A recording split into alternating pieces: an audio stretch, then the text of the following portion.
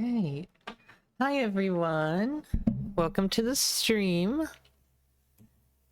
And we're back with more RPG game development. Welcome, welcome.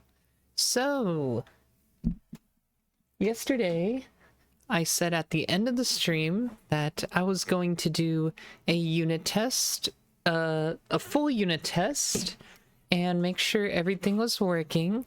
And it turned out that not everything's working because one of our tests failed. The actual new one we made, the monster mana recovery test.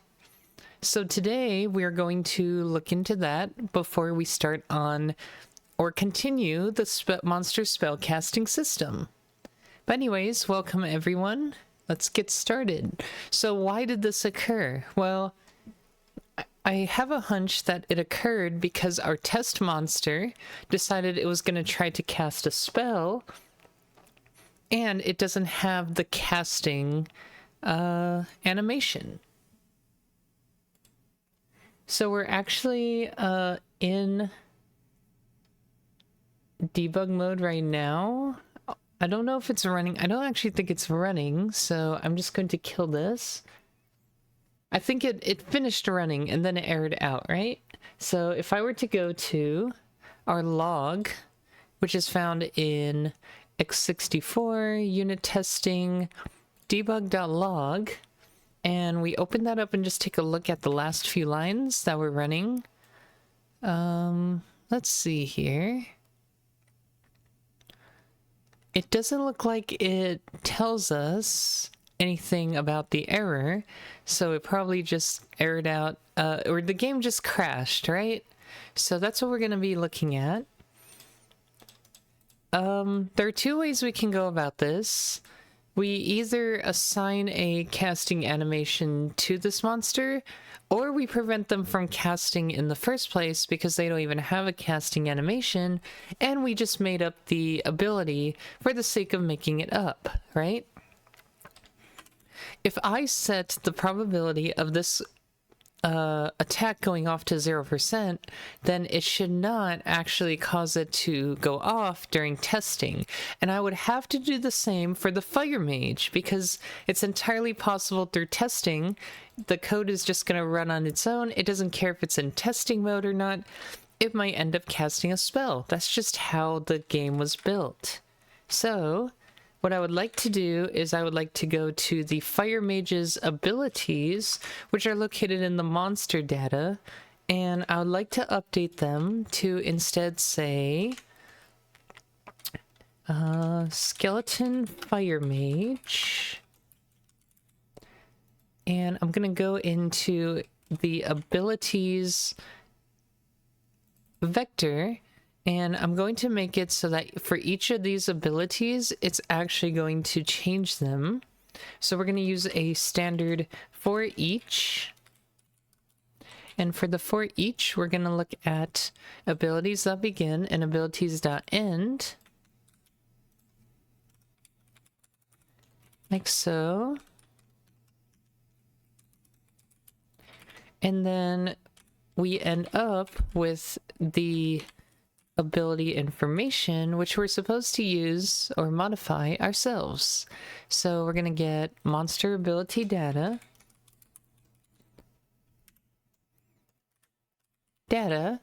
and then we can actually modify this because it's going to be a reference. So we're going to say data dot percent cast chance. We're going to set to 0%. And we're just going to make a little comment here to annotate why we're doing this.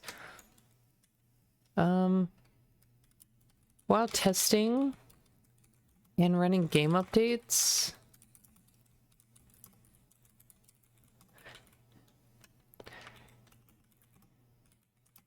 we do not want this ability to go off.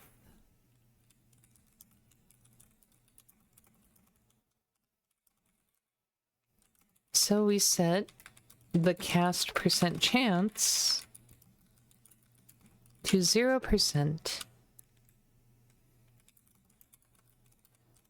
And with them set at 0%, there is no way that they could activate unless we roll a random number of 0, which I don't think is well, it might be possible. There's a chance, but we're gonna assume that's never gonna happen, which might be a poor assumption. But let's go ahead and run this now. It should no longer cause an ability cast.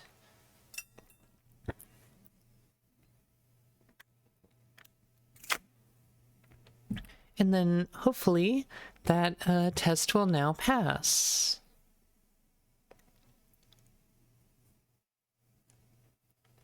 So upon running it, we can see the test now passed, and that means every test from our last time we ran this are now passing. So we're good to go there. Yay! Just a small fix for tests. Let's go ahead and commit this to our repository real quick. Just a very, very quick little fix.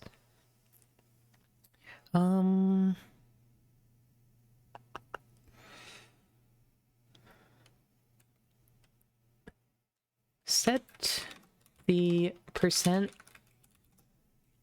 chance of casting abilities during mana recovery unit testing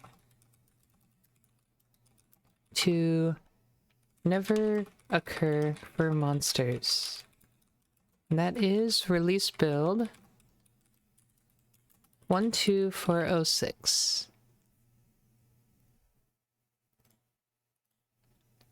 Great.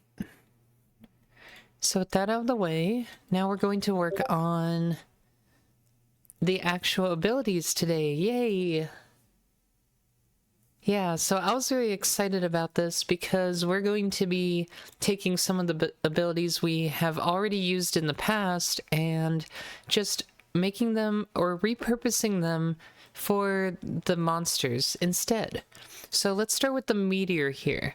Now, normally these are considered bullets, but I made it an effect, and it just makes it easier to manage because the effects allow me to draw something custom instead of just using the bullet drawing systems, which were a little more limiting, but could also be done either way.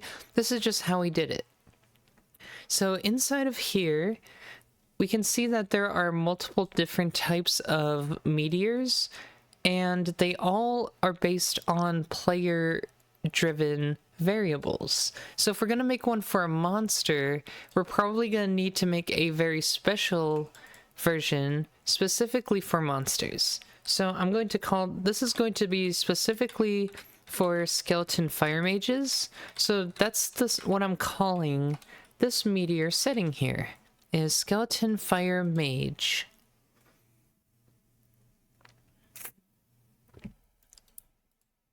So we can go through and we can adjust pretty much any setting we want when it comes to these. Some I can keep the same, right? Like maybe I'll keep the particle colors the same. For now, we'll play with it, of course, but we can change the fall speed, we can change the size of the meteor. So we're gonna have to look at the spec, and the spec says it is a 300 range. So 300 range means it's 3 tiles large. So here we have meteor radius, which is normally determined by the player's meteor radius. So I'm going to change that now. You can see that we would take it, we would divide by 100, multiply by 24 times 2. So I'm going to take this and I'm just going to write 300 in place of it. And that's what we're going to include for now. Now, we could put the setting inside of the Skeleton Fire Mage's configuration file. And that might actually be a good idea because then we can configure the size of the meteor from within there, and that might make things easier for us. So let me go ahead and open the Monster Strategies file, and we are going to make a Skeleton Fire Mage monster strategy. It doesn't even exist yet, so we're going to have to do that too. But for now, Skeleton Fire Mage. is what we're going to call the strategy. And inside of here, let's go ahead and put meteor radius. Meteor radius is going to be set to 300 here.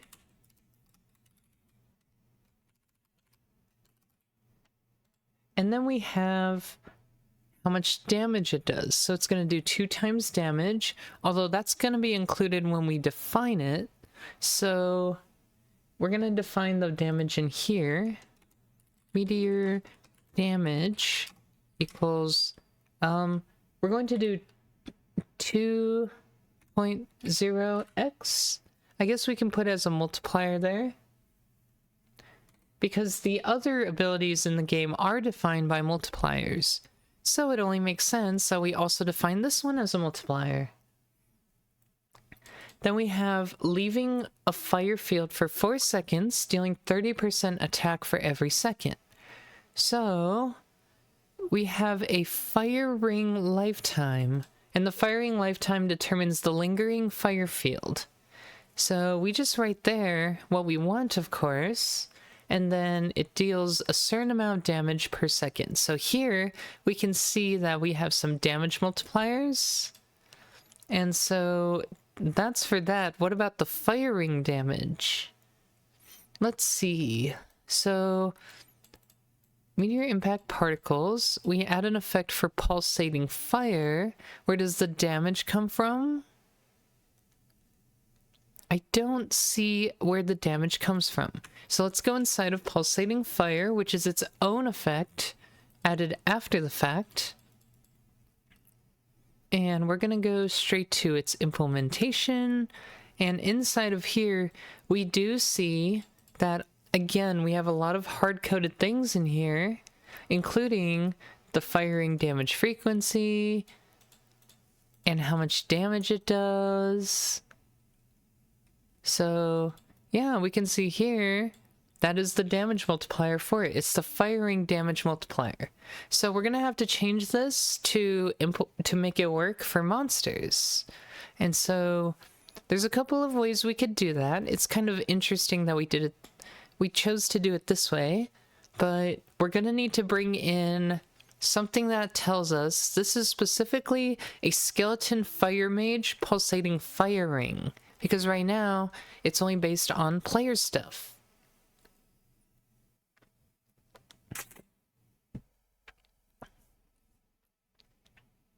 So pulsating fire is going to need a new property to indicate that. Now, does it have a friendly flag? That's the question. If it has a friendly flag, we might be able to use that, but it does not. And I don't think meteors have it either. If we go back to meteor, we can see that there is nothing related to, oh, this is not for a player, this is for an enemy. So because we have nothing to indicate it's for a monster, we are going to have to add a flag specifically for that. So back over here in pulsating fire, I'm going to go ahead and add in a, excuse me, back in, was it effect? Effect.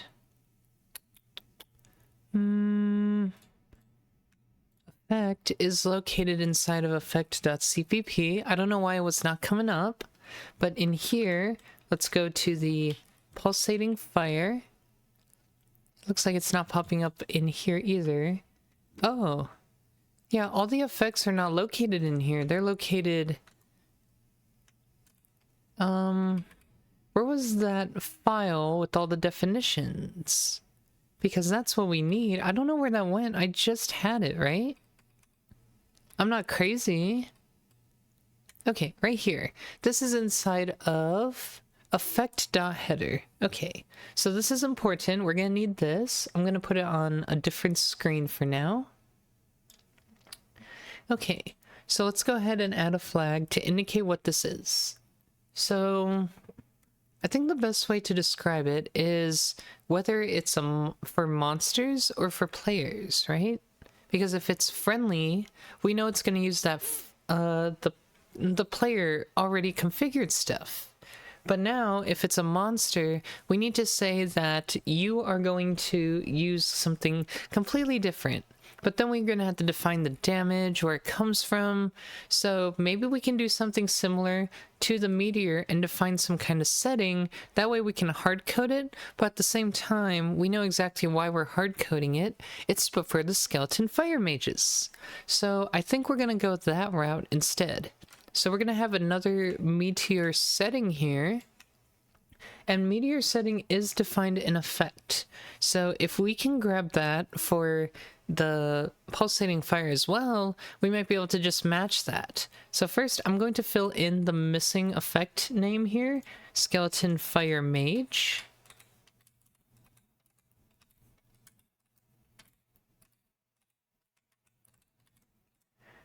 And then I'm going to go ahead and see if I can access it also from within a pulsating fire effect, because it should already be defined now. So let's try and use it for that. So I should be able to say meteor and then say, well, it is an enum, but it's also a class, or no, it's not a class. But I would be saying this is a meteor setting enum, and we can call this we'll just call this the setting, right? Simple enough. And so, yes, it looks like it allows us to do this, and then we're going to define that setting inside of the constructor. So we'll modify the constructor a little bit. This will be a const meteor setting, and inside of here, let's make a default value. We're just going to assume it is not skeleton fire mage, right? I think that's the best way to put it. And maybe meteor setting is the wrong move. Maybe we need a pulsating fire setting, because there are only 2 settings for pulsating fire. Pulsating fire setting. So maybe this is actually the correct move, and then we have whether it's player, because it doesn't change no matter which version of the meteor the player fires off. So we're left with player and skeleton fire mage as the only 2 options. So now if we go back to here and we change it to being a pulsating fire setting, now it makes more sense, and we can default it to being a player setting. And of course, in here, we're going to have to change this as well. Like that. Also, we can expect that it's going to remain const, because this is going to be set in the constructor, so that's not going to be an issue. This seems to be complaining about something, or is that IntelliSense being dumb? It looks like that's just IntelliSense being dumb. So we're going to take this now, go back up here, so it's not meteor setting anymore, now it's pulsating fire setting, and that's the default. So now what we're going to do is we're going to personally set the setting to whatever value we supplied. Oh no, this is meteor. Excuse me, wrong place. I do need this, but I need to do it in the pulsating fire, not in the meteor. So back in pulsating fire, we're going to be modifying the constructor here to match that one, and then setting the setting to setting. And now we have a way to define what kind of pulsating fire it is. Is it a player one, or is it a skeleton fire mage one? Where did this come from? That determines how we handle the damage. So I don't know if we're going to be changing the look of it. Again, depending on the particle coloring, we might have to modify it. But for now, we're just going to say, okay, last damage timer is hit, determine if you are player or not. We can add a switch statement here to determine that based on the setting. And this first one will be for the player. So we can say case player, and do that. And then we'll have another setting in order to specify this is for skeleton fire mages, which is going to hurt the player instead of hurting monsters. And it doesn't do anything for monsters, so monsters will not get hit by the skeleton fire mage specifically. So we can say that the sound effect will probably still play, at least for now. And we'll leave the firing damage frequency as is. It's supposed to be every second, so we'll probably change that momentarily. But this is also what we have to change, the firing damage multiplier. So we go back to the skeleton fire mage here, and we can add those in. So we'll have something like fire. We're adding in extra properties for the monster spell specifically. So the firing damage frequency is going to be every second. So I'm just going to put 1 second there. And then we have the firing damage multiplier. So the damage multiplier is going to be, I think it's 30%. So we're going to put 0.3. I'm also going to change the other variable to match in terms of calling it mult. So we have meteor damage mult, firing damage frequency, and firing damage, ooh, I put an extra E, damage mult. So now we're going to go back to here, and we're going to use those in place of this. So the way we access them is we're going to do monsters, at least I believe, oh no, this is monster strategies. So we go up here, and we can see monster strategy followed by the strategy name. So monster strategy dot skeleton fire mage is how we would access these variables from within here. So monster strategy dot skeleton fire mage, and then the name of the variable. So in our case, this is going to, oh, I put this in the wrong spot though. Hold on. I did an oopsie again. I'm just too excited. I am just too excited. Okay. So we're back to that. And then fire ring damage frequency. Fire space ring space damage space frequency. Cool. So there's that one. And then we have the firing damage multiplier. Very similar. But we're going to substitute this in place of it. Like that. And then now we are going to go back. Oh, before we continue, before we go back, currently we're doing game hurt. We need to decide what we're hurting. So the hurt targets. Right now, the hurt targets would be, I believe, monsters. So we're going to change that so that the hurt targets that are detected are now players. There's only one player, but that is how this function works. It's a hurt range function. So now that we've made it so skeleton fire mages have their own settings for the pulsating fire, I believe now it's time to go back and work on the meteor and use those settings as well, because we have access to them. So the new skeleton fire mage case here, again, the damage multiplier is going to come from this variable, or a similar variable to this. So damage multiplier is meteor space damage mult.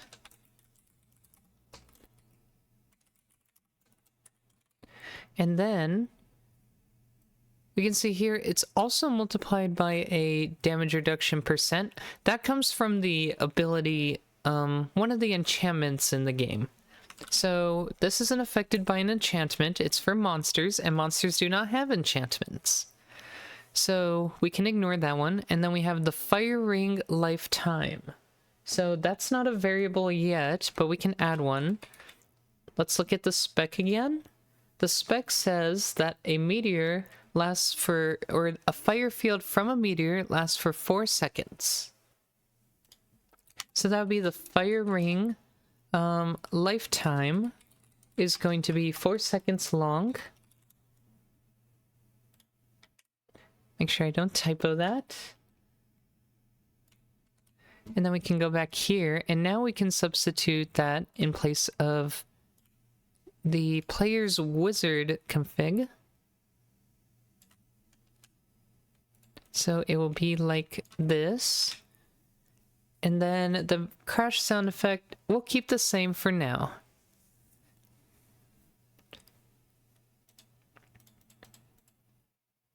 So now we mostly have that set up, at least for setting up the meteor, but we still are hurting only monsters right now because we assume this is only a player thing. So we're gonna have to change that now. I'll leave the meteor impact particles as they are, and I'm only going to change the hurt and the pulsating fire sections of the code to indicate that they are going to be doing something very different. So by default, we're going to put all the player settings in one batch, and then we're going to make another batch specifically for the skeleton fire mage. So we're looking at the setting again. I don't know why this is undefined. That's a little strange. Oh, the setting doesn't get stored in the meteor. We just read it on the constructor. So we need to actually store that if we want it to be available to us later.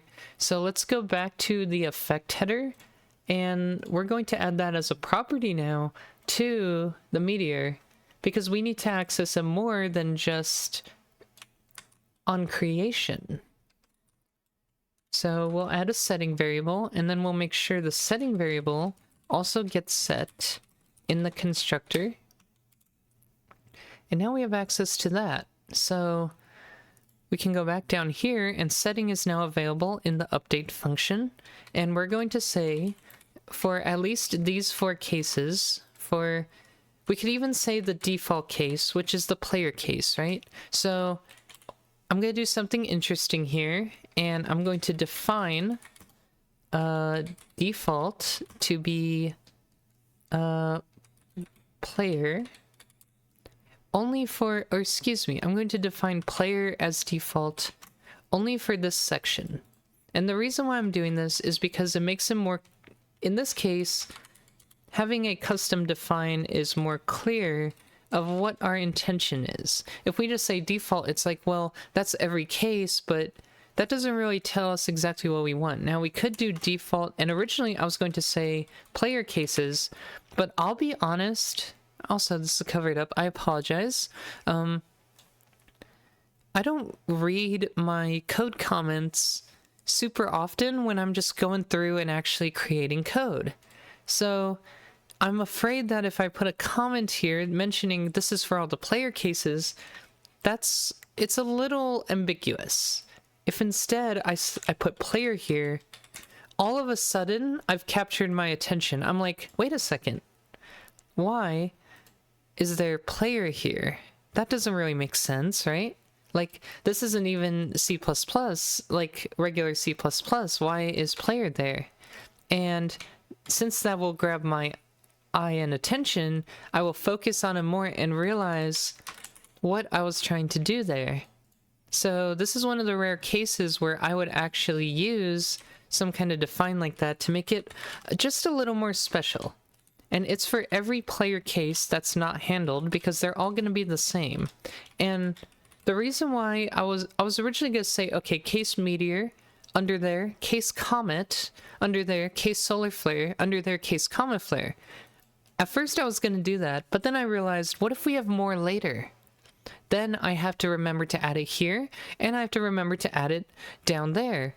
And if I'm going to have to remember to add it in multiple places, that's just room for more problems, more errors, right? So this is more of an eye catcher. And I would say default cases, I can put that in the comment just to clarify. This is what I was originally thinking. Default cases are player cases.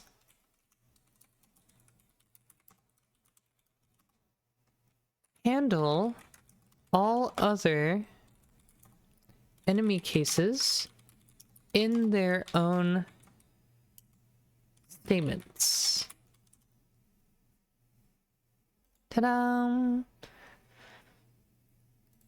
So yeah, this is a very, very special case. It's a little crowded in the switch statement. It's not clear that this is a switch statement right now because it's got a bunch of extra stuff in it. So I think I'm switching it to this. This probably looks a little bit better. And now we can implement specifically what happens when the skeleton fire mage when the meteor hits the ground. So I'm going to make it clear that this is like the actual part where we crash. So on meteor hit ground, that's what all this code is for. So I just want to make that clear by putting a little label up there too. It's kind of weird. It's a little uncommon to just use go-to labels to label things, but they are labels, and after all, you can use it for those kinds of things.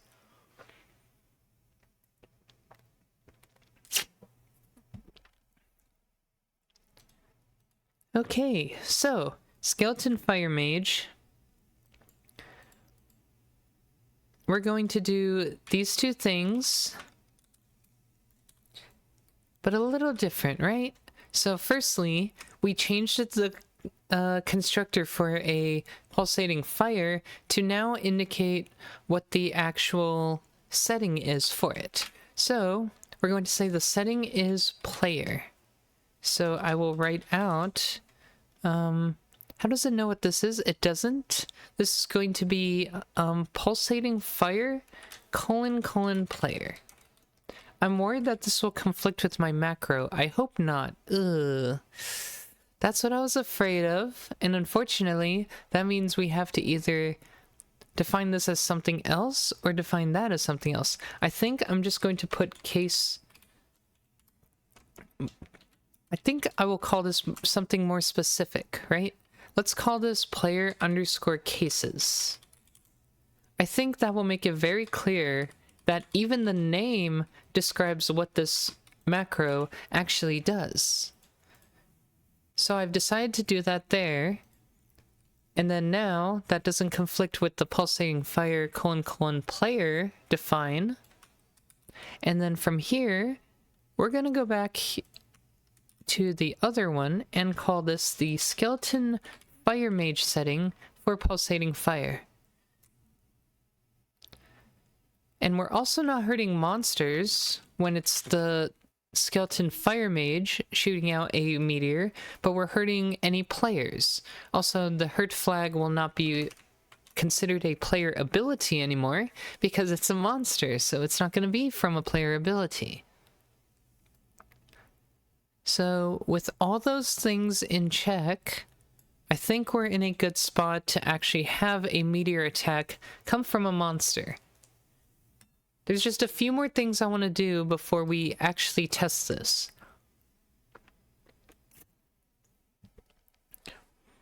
First, if we're going to test these abilities, we want to make it clear that this system is actually working as intended.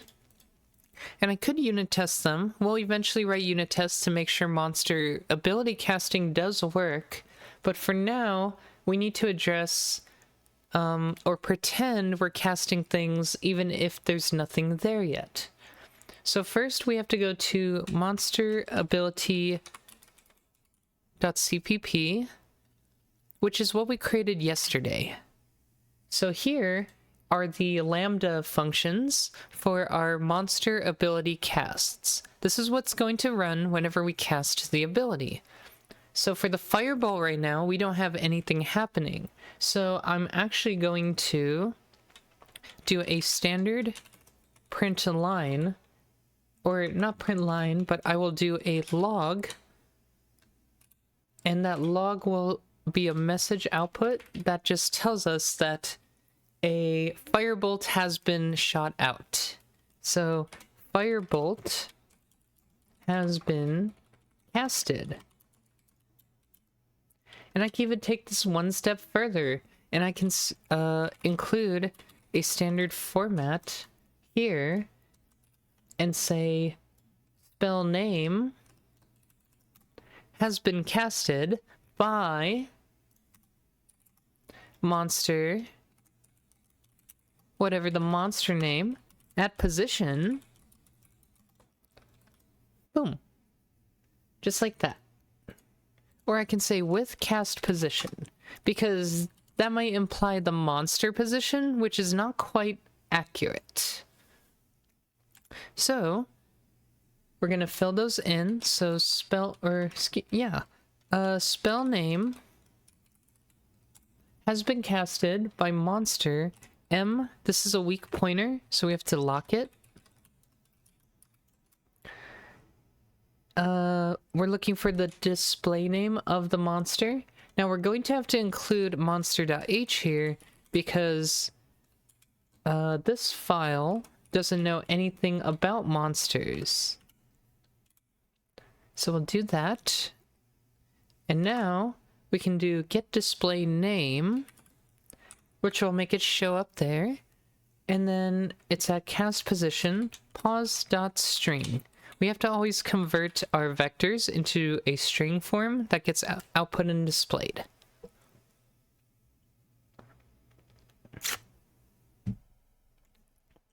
So this is what we're going to use as like a placeholder cast.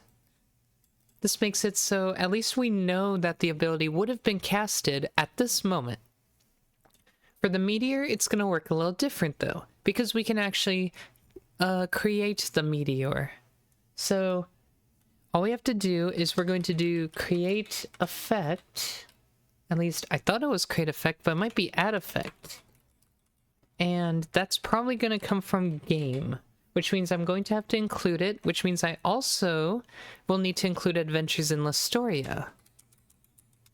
So let's start with the include macro, include underscore game, which will give me access to that. And that pointer, we can't reference it right now because, again, we need Adventures in Listoria. And I think Adventures in Listoria will include monster.h. And if it does, then that takes care of both of those. So we're going to go to add effect. So add effect, we need to provide a foreground and potentially a background effect. So in this case, we're providing a foreground effect called Meteor. So we're gonna have to do standard, make unique. Now I think I have something that automatically does this for us. Let me again look for create effect. I think this actually exists and just saves us a little bit of typing and work. I don't think I'm crazy to say this doesn't exist. So let's just search our project for create effect. That is OLC PEX gamepad, which is not what I'm looking for. I don't know why it's searched in here or ended up in here. Maybe it just does that if it can't find anything. Yeah, no more occurrences have been found. So that's unfortunate. Let me see any references to add effect. It looks like it's used pretty much everywhere, and it looks like that's how I'm gonna have to do it. So that's fine, I guess. I was just curious if maybe there was some other way we can get this done, but I guess not. So we're specifically going to need a meteor. And then we get access to all of its parameters. So the first one is the position, which is going to be the casting position. Then next we have the lifetime of the meteor.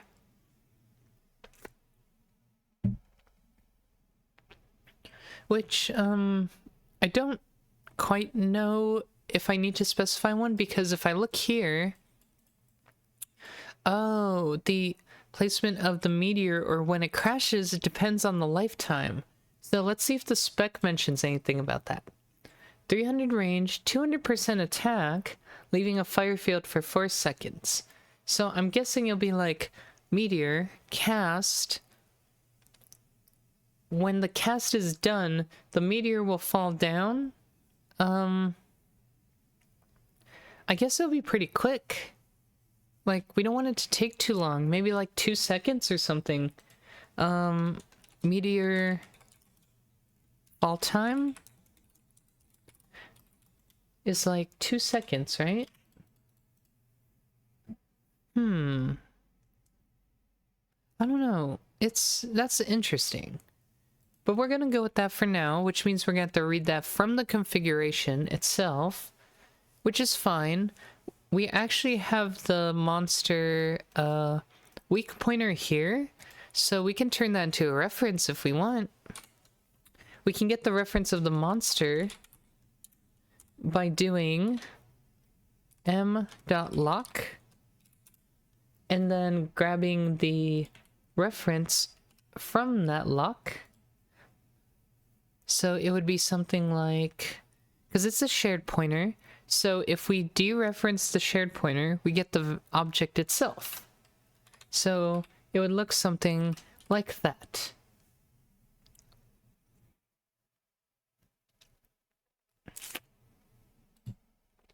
And now that we have that as a reference, we can actually use the monster strategy helpers, such as config float. Although we don't have access to the strategy name yet, so we would have to include that too, which we can do. So let's try this little shortcut, I guess, if you want to call it. Because this could be literally any monster name, but specifically we want skeleton fire mage stuff. Like we're assuming it's a skeleton fire mage, but at the same time, I just don't want to have to type out specifically that it is from the skeleton fire mage configuration. So to fix that, we're going to have to go in and say include monster strategy helpers, and that gives us access to config float. Now config float needs the parameters, or the parameter name itself, and the strategy. So the parameters provided, we just need to provide a strategy as a string, which we can also do. Standard string. I don't know if we can pass it in as a string view, probably not. So we'll just say const standard string strategy. And that's going to be m get strategy. Why is it not using this m? I feel like it should be using that one. That's weird, right? Can I change this? I guess I could change it to monster. Specifically for the sake of making it easy to access this. Because apparently it doesn't want to work that way. So m strategy, or like it gets confused and I'm not sure why. Like, why should it get confused there? That doesn't make any sense, right? If I use m here like this, and then after that, then we have a new m. So this m should be from here, not here. My understanding of how that would work is kind of flawed. But now that I'm looking at it, maybe we can't define a variable that is already defined. That would probably be the compiler error there. So I guess this makes sense. I don't know how this happened. That's amusing. Go back to where you came from. Make unique meteor. And now we're back at config float, and we have to specify the actual config name. So this is going to be meteor fall time. So essentially what we have just done is made it so we have access to config float from inside of here. Identifier underscore get float is undefined. Really? It should not be, because this is monster strategy helpers.h, which defines, oh, these aren't defined. Well, where did these come from? They come from runstrategy.cpp, which comes from monster strategy, which comes from monster. Or no, is it from defines? No way, it's not from defines, right? There is no way. There's no way. Yeah, so there's nothing there about that, so I'm not going crazy here. They are from monster indeed. So we define, or we include, the monster header file. I'm surprised monster is not included here already. That's a little bit weird, right? But like, if those are included by monster, why can't we just include monster in here? What's stopping us from doing that?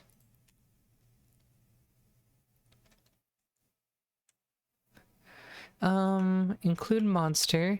Does monster include,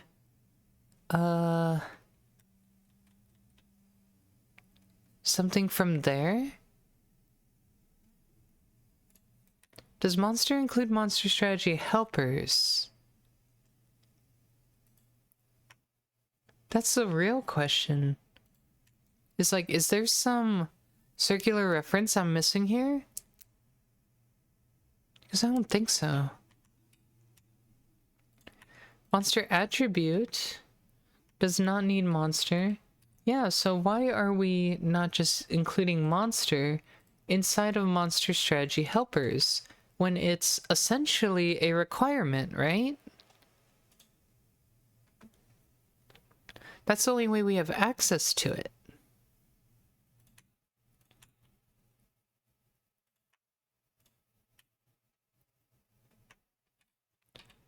Yeah, so we have to include monster.h here in order to access it.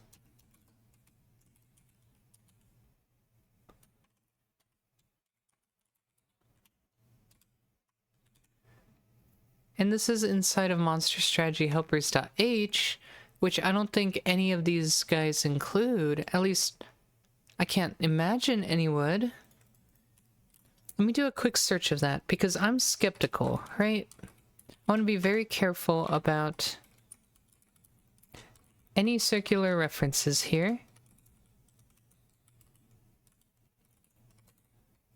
So we have one inside of monster.cpp, which makes sense. We have one in Pirate Captain, which also makes sense. There's one in Stone Golem. And this can keep going, I guess. Can we do like a find? Like a full find? View? View. Like, realistically, I want to do a find, right? Find.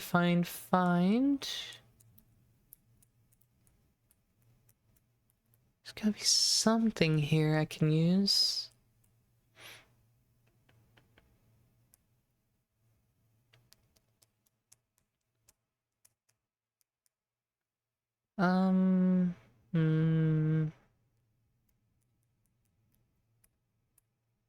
Is it, do we have, like, control? Oh, here we go. Okay, this is what I was looking for. This is, like, a find that is similar, but instead will show the results in here and a little more refined.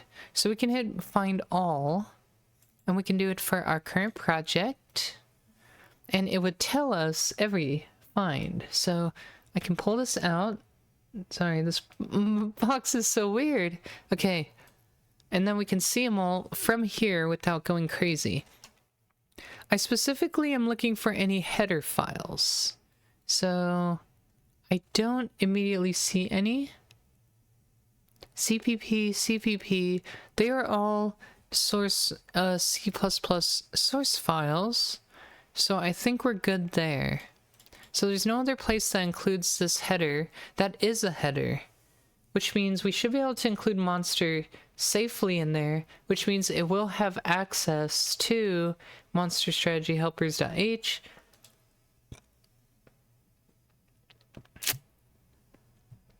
So is intelligence lying to us? Is it just actually lying to us, like right in our face?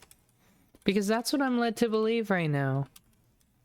There's no way it's not defined. Oh, make unique. We have to include memory. Okay, maybe that was the issue. It might have nothing to do with that.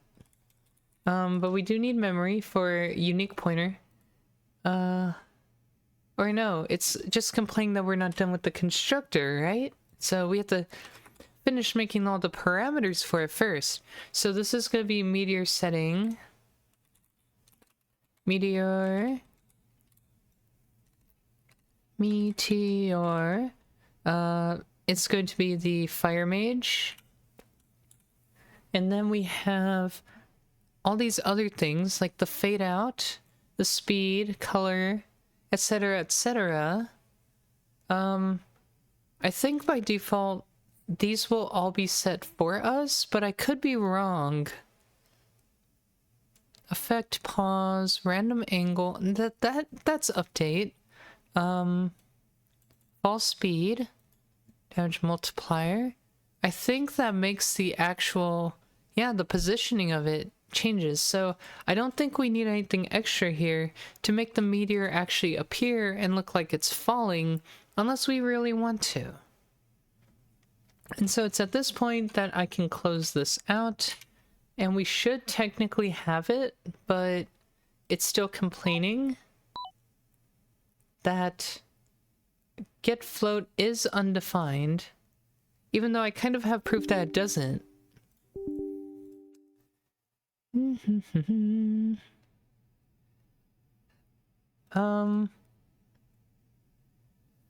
Hi there, Berna Renko. Have you ever tried Vim Motions? No. I don't know what that is. I would assume, though, you would need Vim in order to use whatever that does.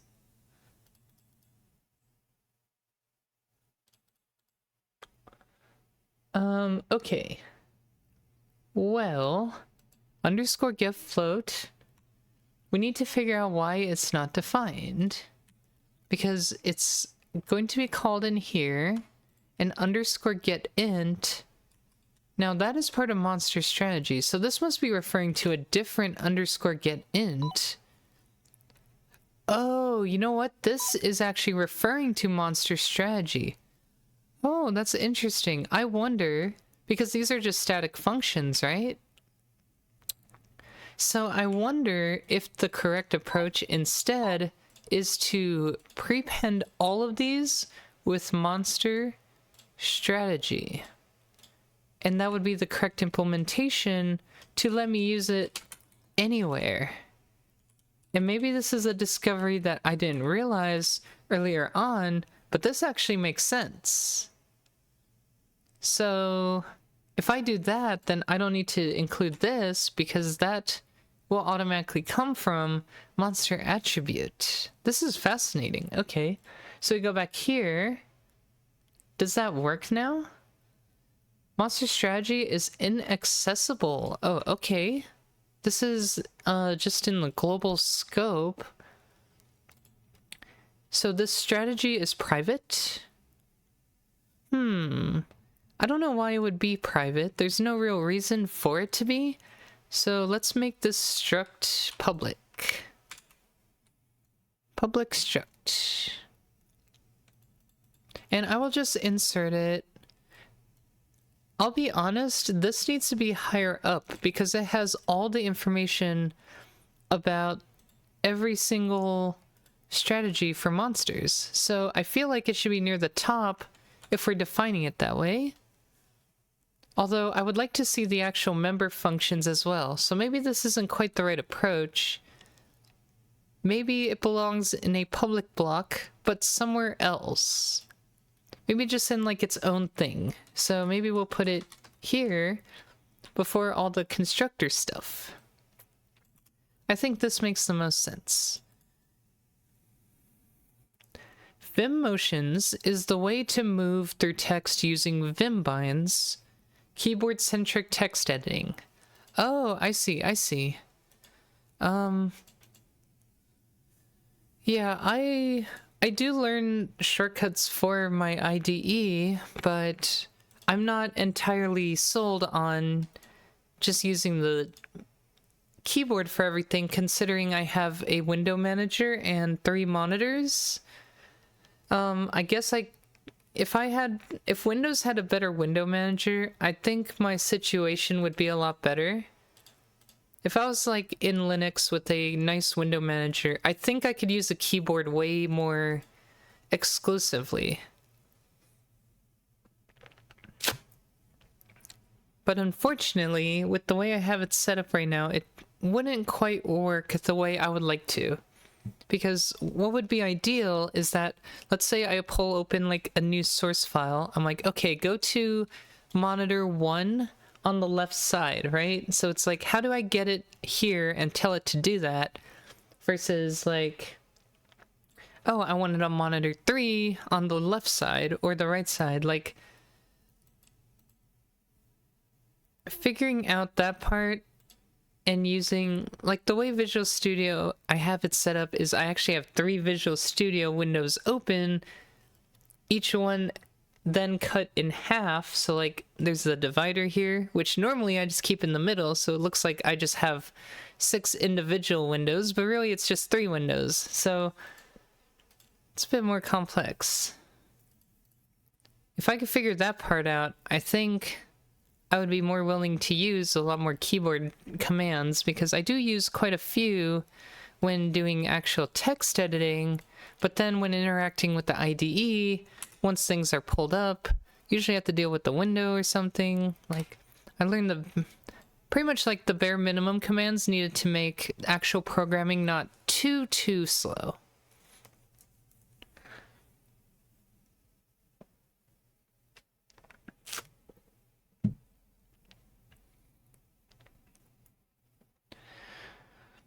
But I don't know Vim well enough to be able to do anything remotely quickly with it.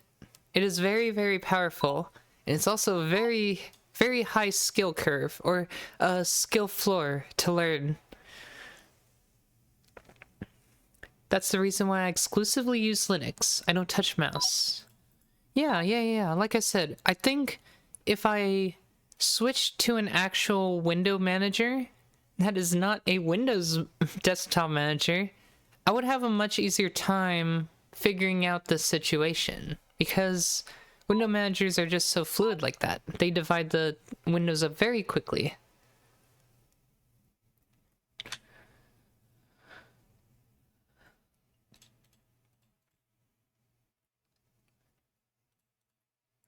So we are good to go here.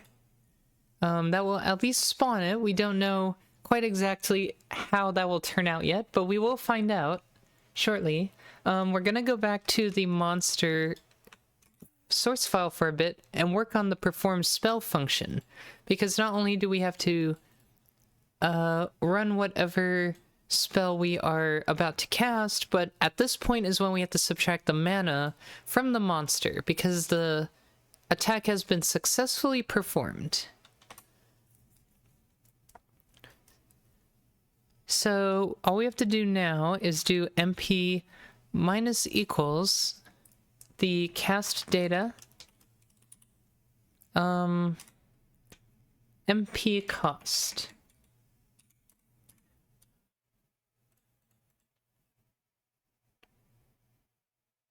And on top of that, for castability, I'm trying to think if we need to do anything else here realistically.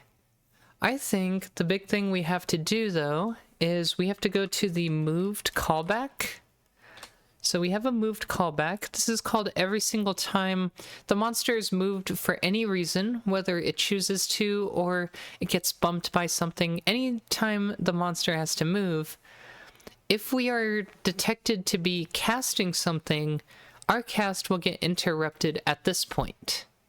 So I'm just going to go ahead and say, if current cast, then we are first going to stop that cast. So we're going to say current cast reset, and then we will follow that up with actually, we want like that interrupted text to pop up but for the monster instead. So we're going to get a damage number displayed here. So we're gonna do game, let me see, where would I do that? I think, I'm pretty sure the damage numbers are in Adventures in Lestoria.cpp. So we're gonna go there real quick. And if I'm not mistaken, there should be something about damage numbers here.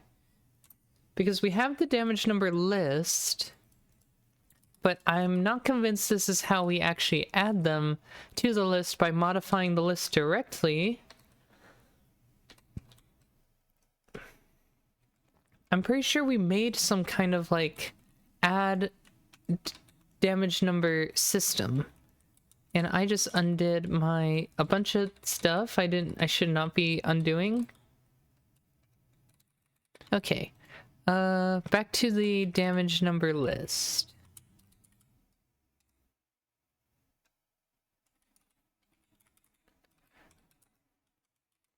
I'm pretty sure we have a function to specifically do this stuff for us. Okay. Let's look for everything that uses or references the damage numbers. How often compiled code don't... With the intention of the dev in game dev, is the testing part to... Wait, what?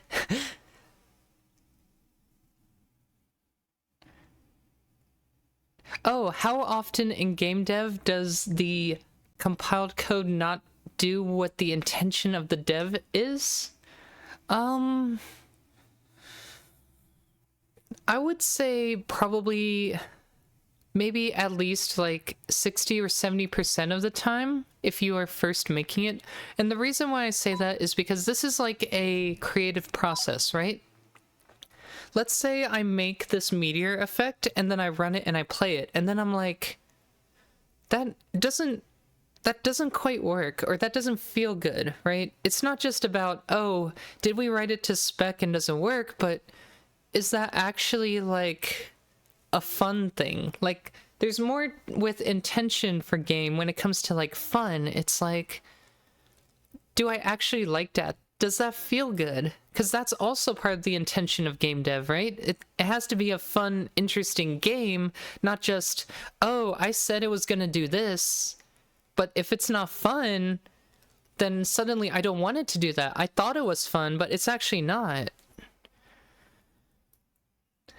No, it's okay. I figured it out after a minute. So, yeah, that's a bit of a challenge, is you could code everything right, and I would say probably like half the time it's coded right the first time, but the more complicated the game gets, of course, the more stuff you might forget. But a lot of the times it's not even like the intention of the game dev to have it that way. Like, they might find out, oh, actually making it this fast is not how I thought it was gonna be, and it should be slower. Like, the bullet's too fast, the player actually cannot dodge it. The MP cost is too high, it takes too long to get back mana to use it again, it's not balanced. Like, the game dev aspect of it makes it a lot more challenging to just be like, oh, I programmed it and I'm done. Debugging systems that are hard to be triggered, like testing if the drops from boss are correct. Ah, yeah. That's a little easier because, well, I'll be honest, with unit testing that is very easy to do because I can just go in and trigger that myself, right? And we actually do have a test for something like that. It's like, okay, just spawn a test monster, hurt it, basically emulated dying, and then seeing if it has drops, and then you can also see if it has the correct drops by then checking the loot table. This test doesn't specifically do that, but we just would run the program like you would if you were doing unit testing for any software, and you just call the right functions and see if the state of the game matches what you would expect, right? The graphics are not generally tied to the actual state of the game, well, the graphics being tied to the state of the game visually is another separate challenge, right? But the game state working underneath, the backend, I guess if you want to call it that, can be easily tested, because essentially everything in the game is a backend minus the graphics. Whatever you put on the graphics card is the only front end you have to figure out. How do you match the state of your program to the user so the user can see it? Hi there. I don't mind being called Sig or Amy. Yeah, I still go by either.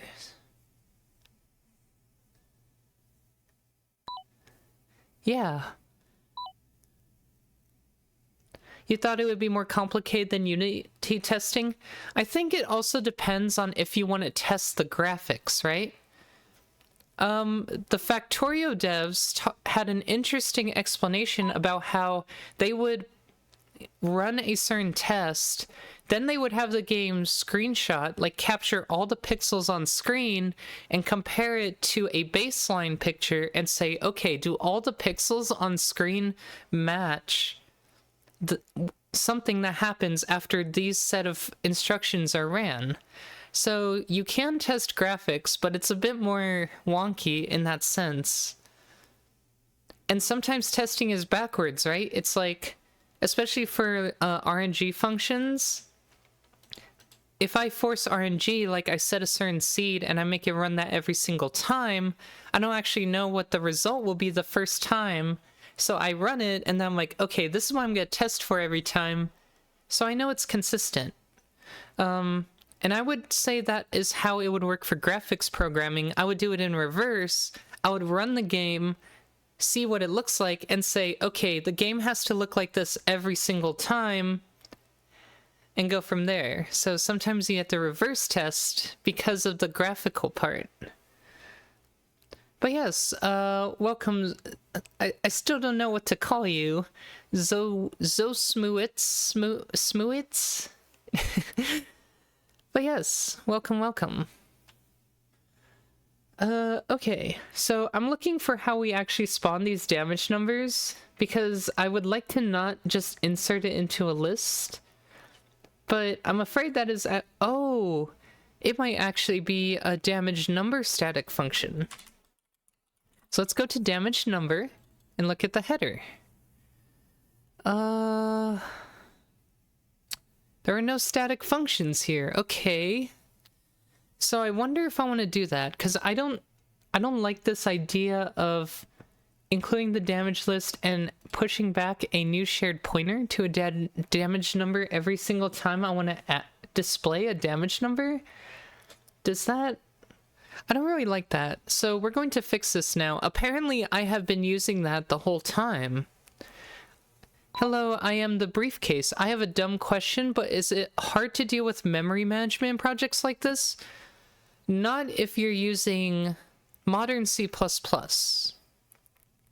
And I say that because modern C++ provides a lot of memory safety and tools to prevent you from having to manage it yourself, right? But we actually had an incident last week where we corrupted the stack because I destroyed a shared pointer of something when I should have used a weak pointer from a shared pointer source. So it is, I would say it's still easy if you don't know how to use modern C++. Because then you're either stuck with using like C-like programming, which is basically like no memory safety, or if you don't understand what C++ is doing with your unique pointers, your shared pointers, reallocating your vectors, you're going to have problems, or you're going to run into memory issues, or like your references, right? And you can, if you still try to use like raw pointers, you run that risk of the memory being bad and you're just running random stuff. Do pseudo-randomness on games depend on entropy? I would say so, yeah. Fun funny enough, when I was first testing my game and I was testing crits, I kept getting the same numbers and I was wondering why. And the entropy of my random function was so bad that it couldn't generate randomness randomly enough. It just looked like it was the same numbers like 80% of the time. And that was because I had like a shoddy way of doing it too. I do what everybody does at first, is just try to use built-in random, which actually has very bad entropy. So eventually, we resort to an actual distribution that somebody else wrote, this Mersenne Twister 1993, whatever. Yeah, that one.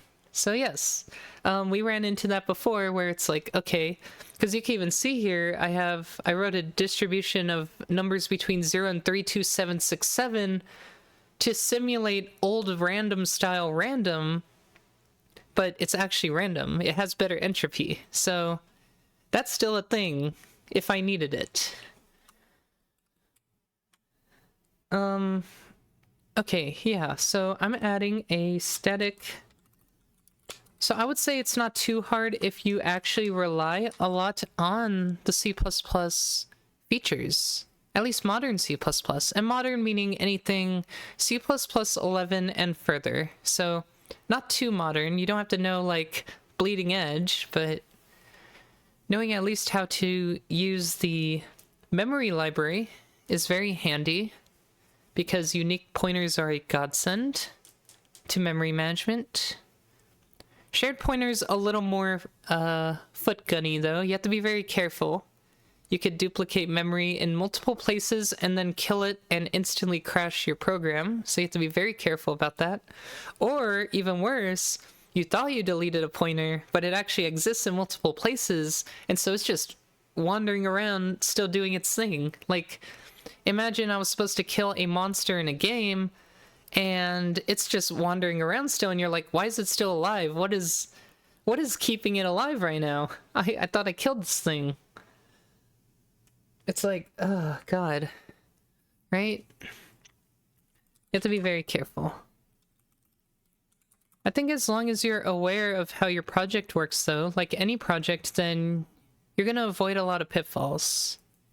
But it takes a lot of experience and a lot of experimenting and a lot of trial and error to learn what works and what does not. And we still make these errors every day, so even then, it's still a challenge.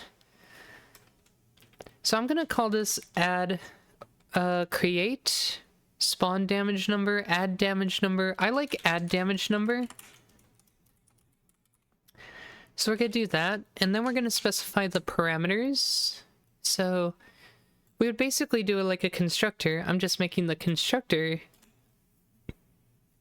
like this. I wonder, would it make more sense to put the damage number in here? It is a struct, but it's not a, but I would still have to define it like this, so I think this is okay. So we're gonna, basically, I just want a function that accesses damage number list, so I don't have to do it manually or remember where to do it every single time. Because that's my issue, is I don't want to have to remember, oh, I gotta include the global damage list in the game, then add my own new shared pointer to it. I honestly have yet to do something that complicated with C++ to involve unique pointers. That's interesting, because if you ever use a raw pointer at any point in your code, then you could substitute that with unique pointers. Because somewhere in your heap, you are accessing that pointer, unless you are just dealing with, what is it called? RAII? Resource allocation, allocated instantiation something. I forget exactly what it is, but if you're only using objects that way, then I guess you're okay. And that is a very safe practice. That's what C++ tries to do, is like just allocate your objects on the fly and have them get destroyed and have the destructors do all the cleanup for you so that none of the memory management has to happen on your end. It's all done behind the scenes. At least that's like the vision when it comes to C++, is trying to do all the allocation on the spot, on the fly. Let me look that up. I want to know the actual name of it. This is like something that would be like a good random C++ interview question, you know? RAII is a C++ programming technique which binds resource acquisition is initialization. Yes. Binds the life cycle of a resource that must be acquired before use. Allocated heap memory, thread of execution, open socket, blah, blah, blah. Everything must be done right when it's created. And it's locked to the lifetime of the object.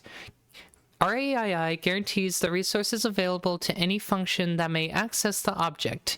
It guarantees all resources are released when the lifetime of their controlling object ends, in reverse order of acquisition. And I think that's a really important point, right? If you open a file and then you read from that file and you create like 3 variables or something and then use those variables, the order of destruction would be get rid of those 3 variables, then close the file, because those variables might rely on something from the file. And so RAII guarantees that you do everything in the right order, so nothing is ever dependent on anything else, and it's like a hierarchy. And that's really all a complex program is, right? It's a hierarchy of data allocations. You start from your main, you create probably your main object, your main managers. Your managers create things, and then those things will run their code and do other things, and everything's like a hierarchy. So then to go in reverse, you destroy everything in the same order to get rid of them all. That's the concept. I understood it, but I forgot what it stood for. And I just forgot what it stood for again. Resource acquisition.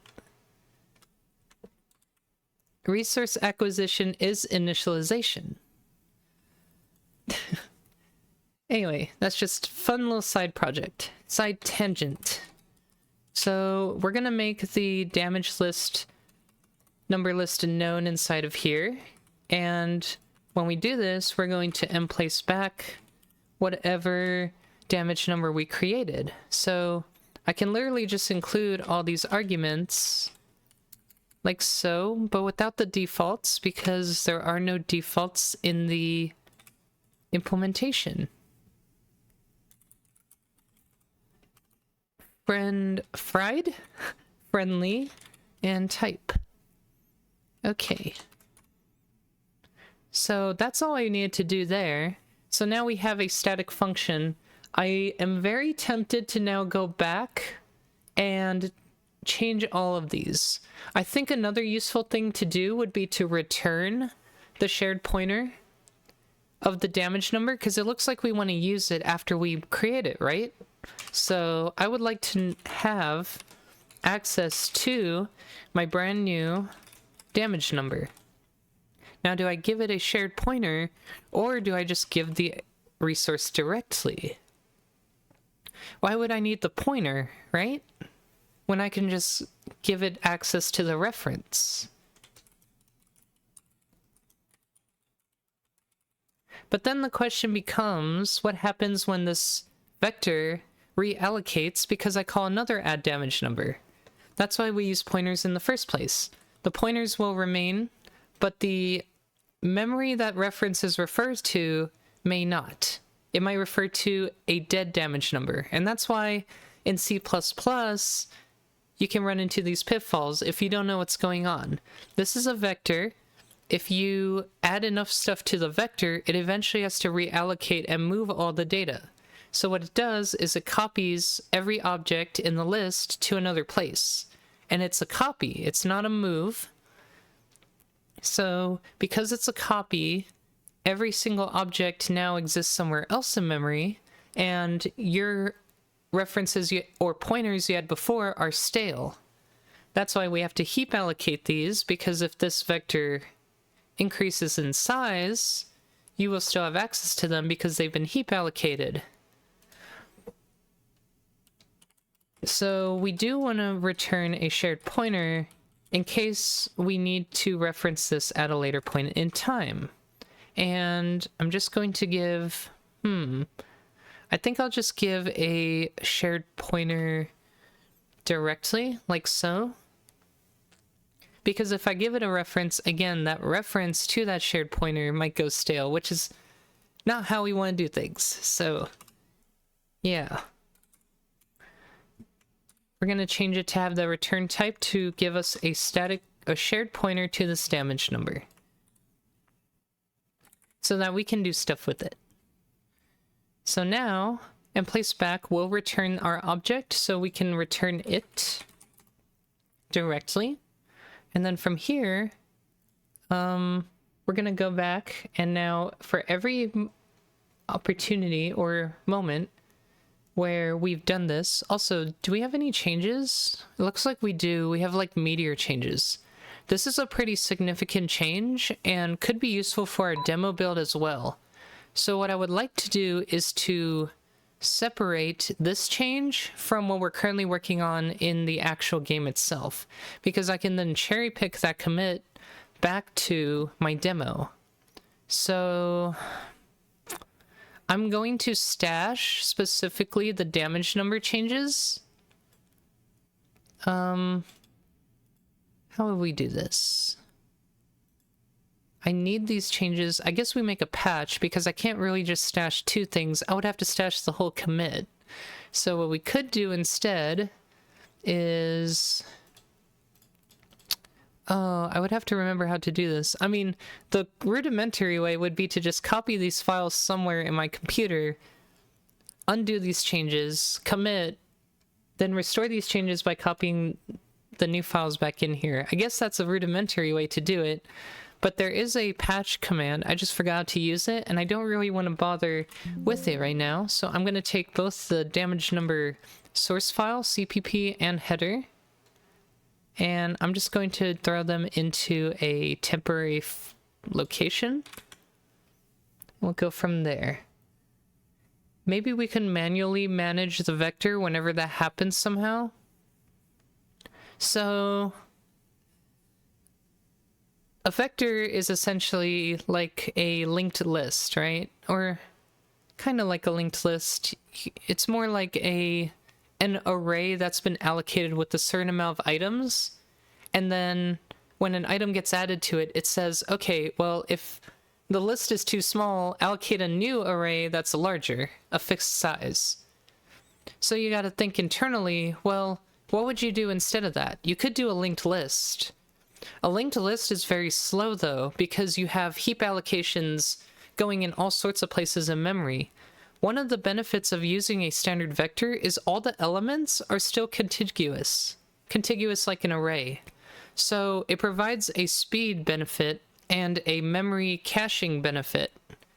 Whereas if you just want to, you could use standard list, which is your C++ version of a linked list, which won't have that allocation problem because every single node points to another node, the next node in memory.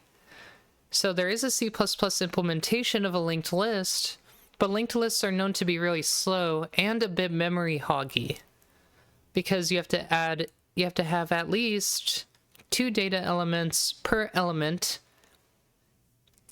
You have to have a pointer to the current object, and you have to have a pointer to either you're holding the object in that node, or you're holding a pointer to that object in the node, and then a pointer to the next element in the list. And if you want a reverse linked list, then you need another pointer going back. So unfortunately, linked lists are just not very effective if you're going to iterate through them a lot. And with games, we like we like contiguous space. Although we're using pointers, so it's only contiguous on one level, because if we want to actually have that extra speed benefit, we're still doing one dereference, right? Because a pointer, you have to dereference that. So we're still jumping one place, but at least we're not jumping to another place in memory to then jump to another place in memory. So we're avoiding one jump by doing this. Programming's hard.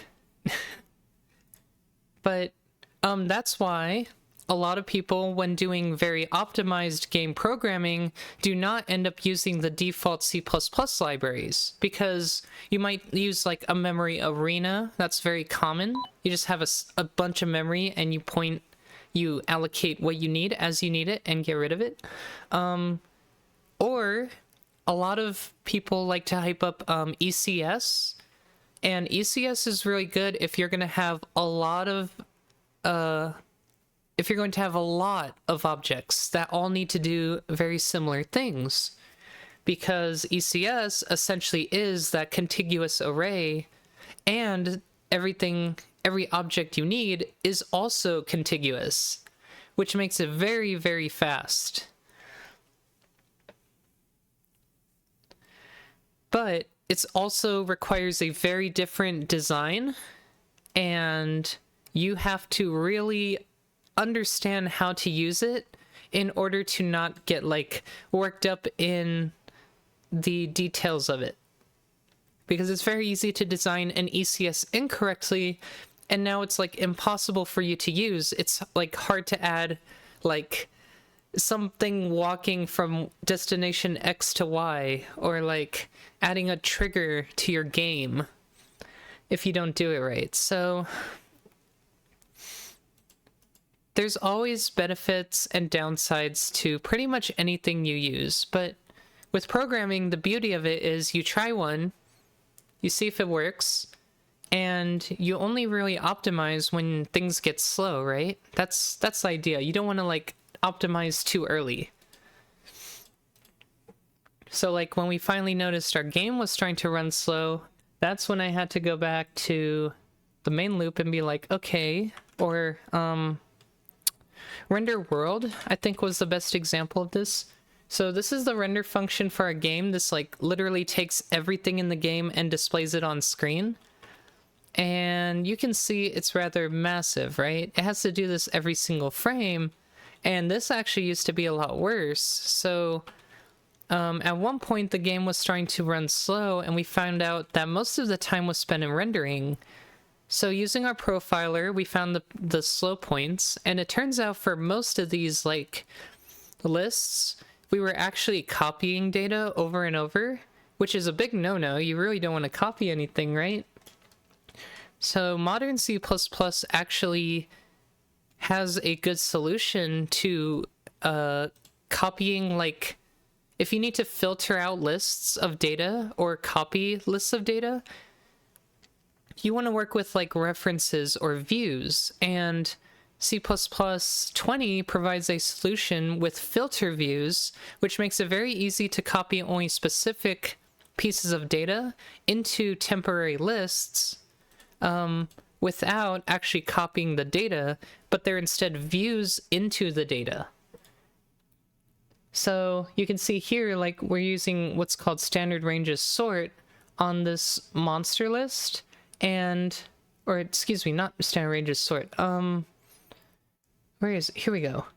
We're using standard views filter on like this vector, and what it returns is a list view. So this list view, a filter view, is only a window of the data that you filtered out. And then because these are only like references and not copies of the memory, this essentially makes things a lot faster. And you see we have to do this for a lot of things. So this added up very quickly.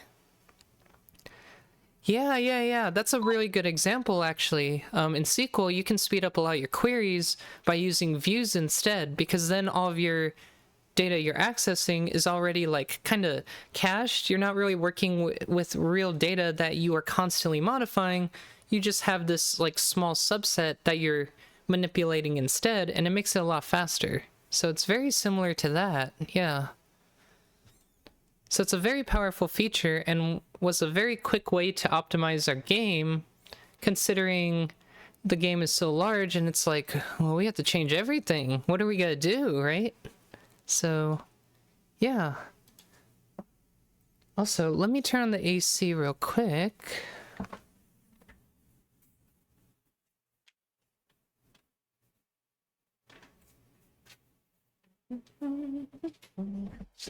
It's a little warm.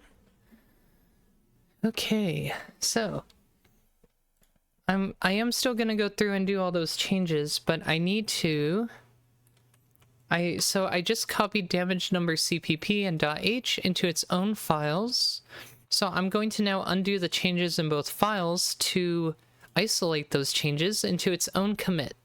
So first I'm going to commit everything I have here, which is all related to the meteor casting ability. And this is a work in progress. So I'm not actually going to commit it. I'm going to stash it. So I should not stage these, but I should stash these. Let's see here. Stash. Where's the stash? Where's the...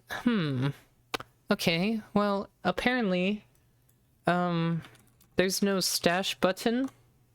So I'm just git stashing it manually with the git command. But apparently I can't, like, it shows visually the stashes here. Maybe, hold on, let me restore this one. So let me just pop and restore. There must be a way to do this. Like, this literally, there's a visual. Can I drag it? No.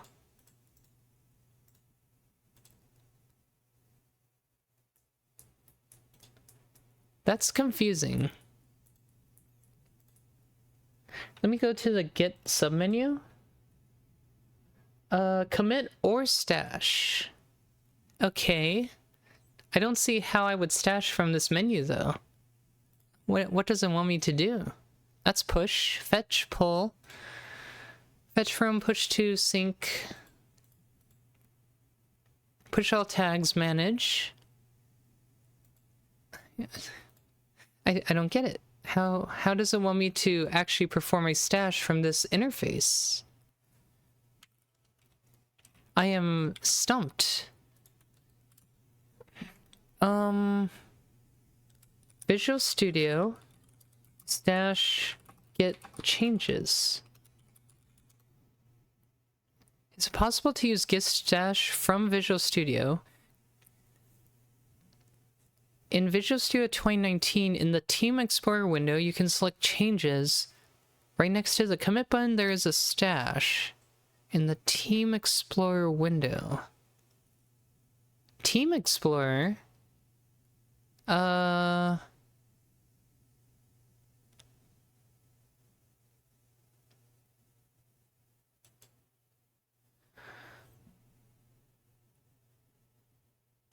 That's folder view. I don't want that. Team Explorer. Okay, window.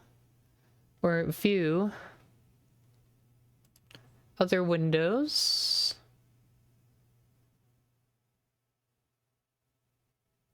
Oh, Team Explorer. Control / plus Control M. Git features have moved. Use the Git menu to open repositories and access other Git-related features. Git repository, Git changes, Git repository. Can I stash from here? I can reset, but oh, keep... No, don't do that. Don't reset. I am so perplexed. Good morning, Amy. Good morning, Plasticky. Hi. I'm ordering Girl Scout cookies. What kind do you want? Ooh. I always like those, what do you call them? The... God, what are they? Hold on. Well, I always like the mint ones, but that's a little... But I get those all the time. So they... it's the... Crud. It's the Caramel Delights. These guys. I love these.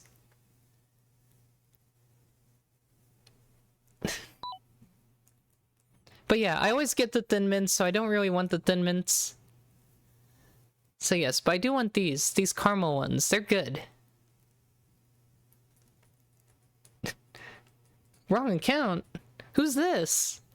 Now I'm curious. Thank you, Plasticky.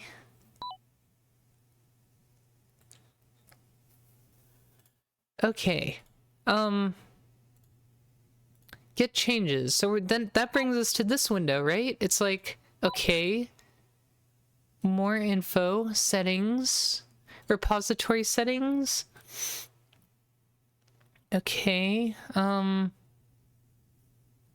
not seeing anything, y'all. You have to stage the oh, stash appears besides commit after staging. Really? Stage. Stash appears commit staged. Oh, stash all. Include untracked. Or I can just stash and keep staged. That's interesting. Okay.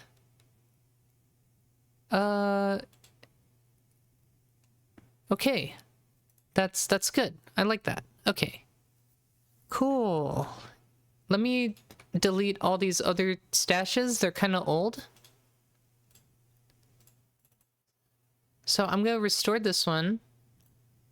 And so now we know how to stash from the GUI. I don't know why I was so fixated on it. I just wanted to know because I'm like, there's got to be a way, right? If it's on the interface.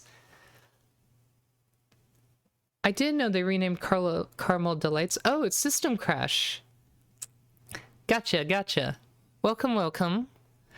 Anyway, apparently I have to use this button to stash. Good to know. So we're going to stash that now, and then we're going to bring in the changes to damage number.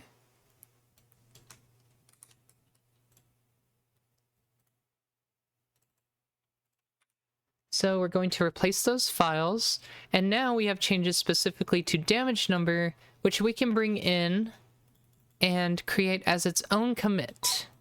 So these should have updated. I think I have to close these and reopen them for get to know what's going on, or did I mess up?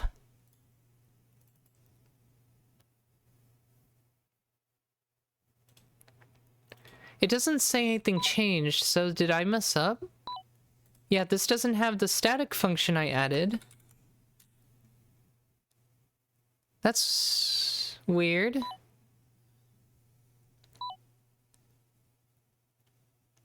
Oh hey, it's plasticky, but crimson. But that's plasticky too. Hi plasticky, again. Ooh woo.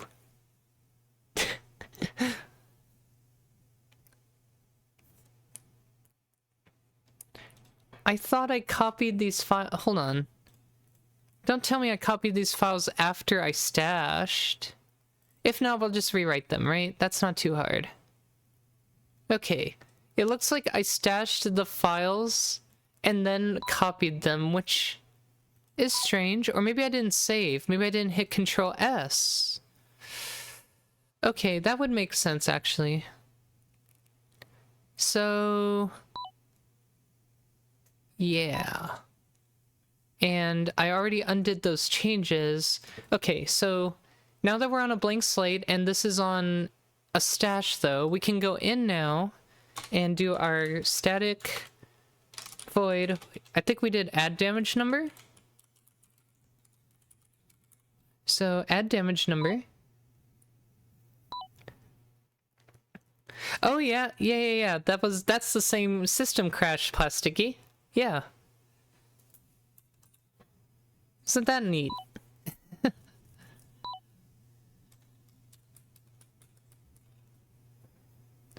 I was recommended Amy's channel organically via game dev stuff. Yeah. That's pretty cute. Yeah, add damage number. We're gonna provide a... We're just gonna use the same parameters as the constructor here. Oh, and it's gonna return the shared pointer.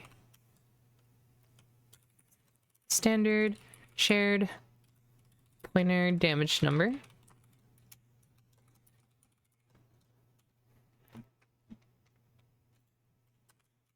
And then we're bringing that in to the source file.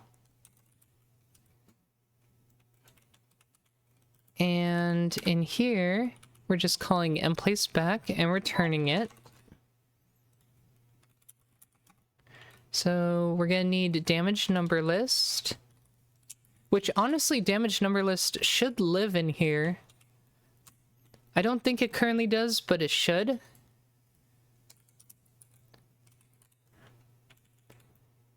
That would make the most sense. This was designed a long time ago, so it's got a bit of that old code syndrome where it's like, oh, this is how we used to do things, and it was kind of crude, and now we have different rules, different coding conventions. So this particular thing suffers from that.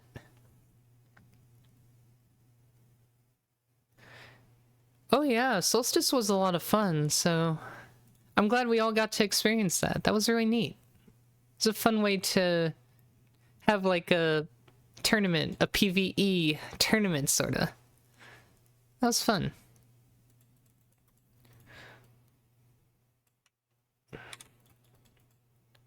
So now I was going to replace all the add damage number calls throughout the file. That way, we're using the new system. So we're gonna search for any places where we reference damage number.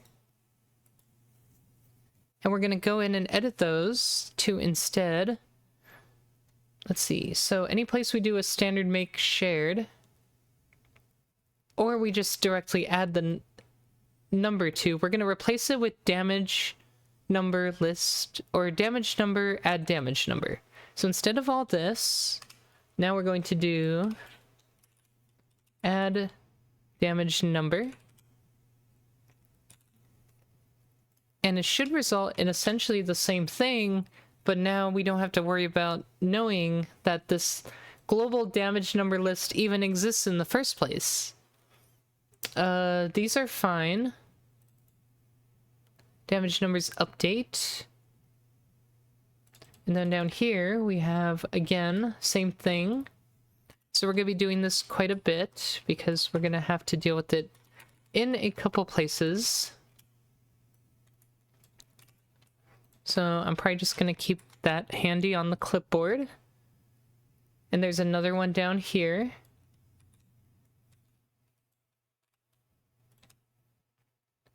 Let's keep going.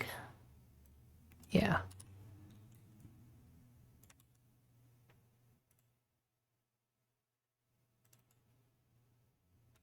And one here.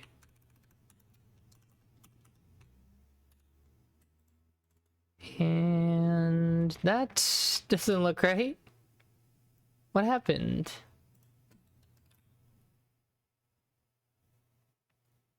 Is that right? Let me see. Have to make sure I'm not messing these up, right? Yeah. Okay. We'll review all the changes too, just to make sure we didn't do anything crazy afterward. Oh, we have to be careful to remove the damage number list add part too, if we need to. Yeah, because this is not only very wordy, but it means we're modifying the list in many places in our code, which is quite dangerous, I will say. So we're trying to avoid that now.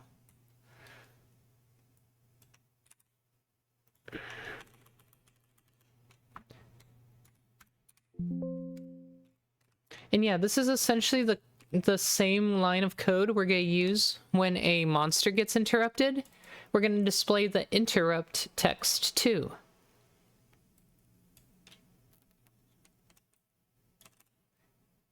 I'm just going to compress some of these lines here.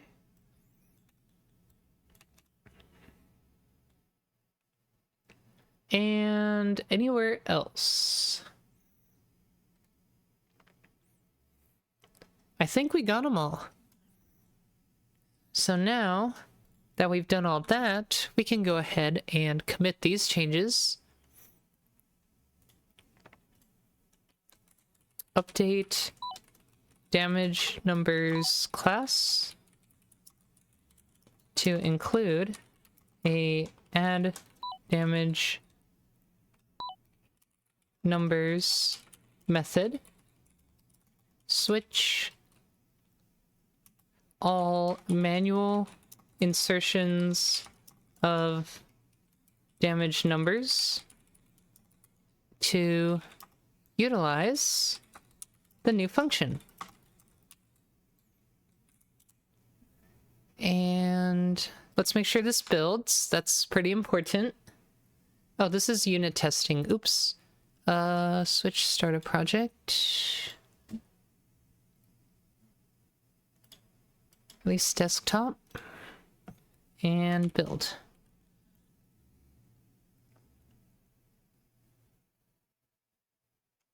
The girl who sells cookies isn't here today. Aww. Maybe next time, girly. I'm sorry.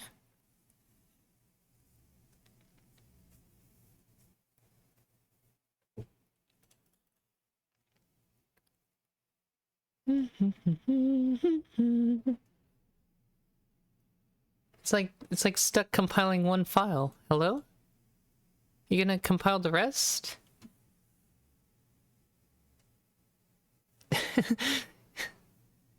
Once I look over, it's like, oh, okay, I'll do more now. Yeah, I'm like, you just gonna compile that one file?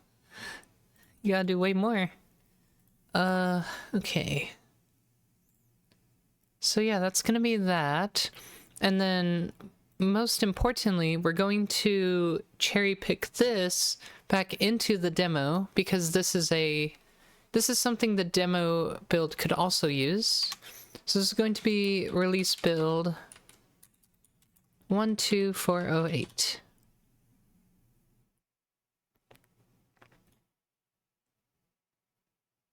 So yeah, this is just completely unrelated to actually making the skeleton fire mage work, but sometimes we have those, right? So I'm going to go to branches, and we're just going to grab the commit ID, because later we need to know what we're going to cherry pick into there. And right now my CPU is being used for compiling, so things go a little slower.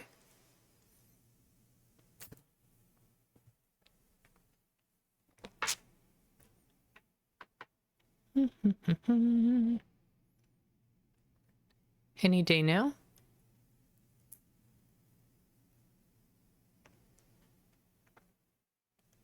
Okay.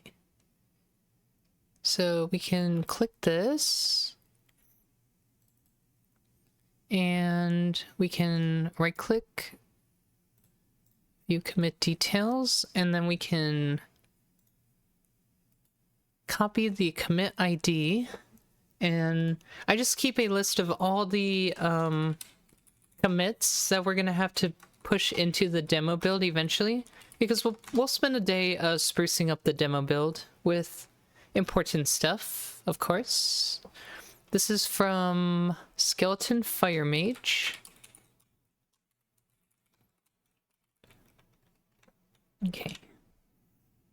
So yeah, just more relevant stuff to cherry pick out eventually. And now we can go ahead and well, the build failed.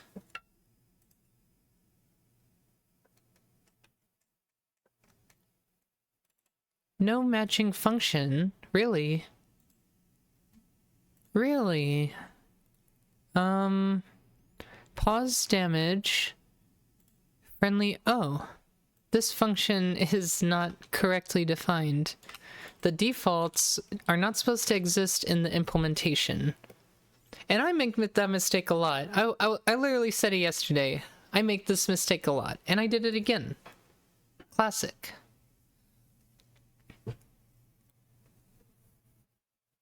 So that's probably why I didn't want to finish building.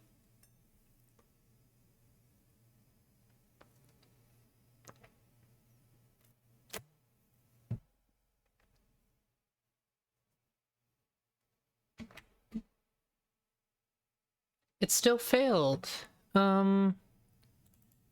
Same reason it looks like.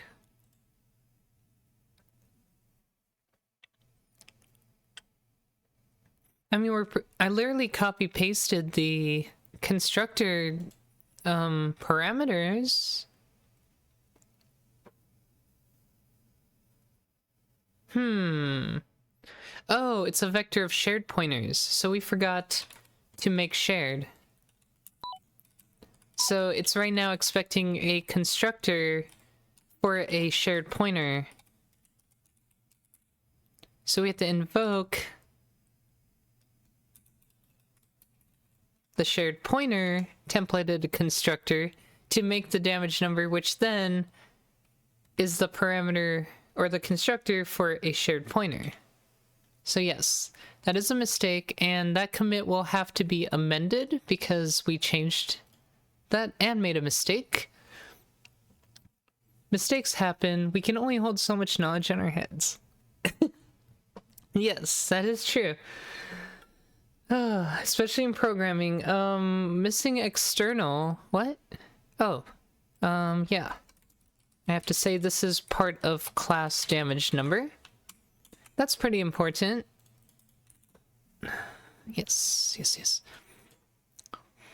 At least we're at the point where we pretty much know what is wrong, right? The worst part is when something doesn't work and you don't know what is going on. That's the worst feeling.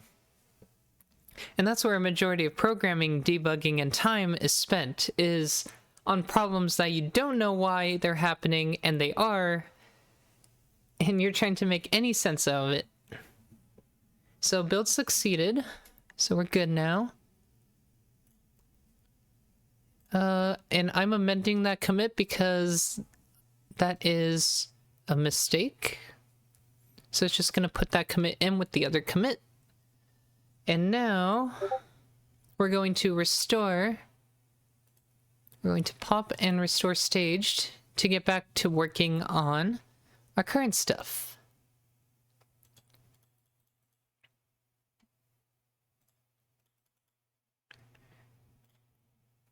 So the whole reason I did all that is because when a monster gets interrupted from casting, we also want that interrupt text to pop up for the monsters.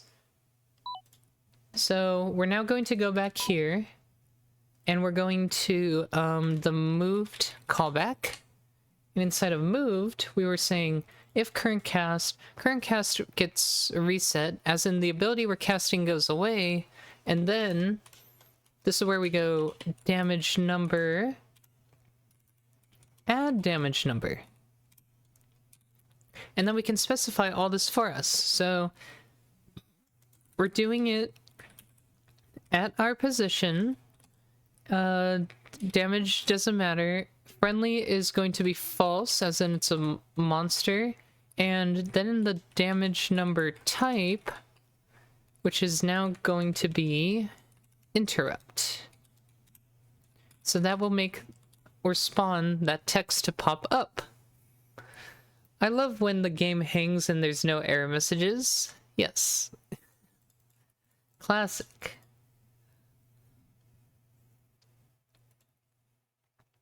What do you work on, System Crash? Now I'm curious.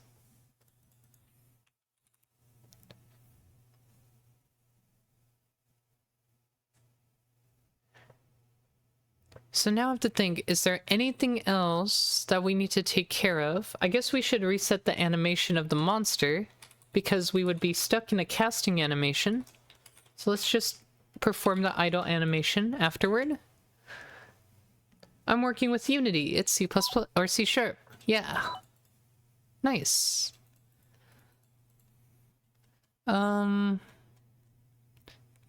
Is that like your job, or is that just hobby stuff?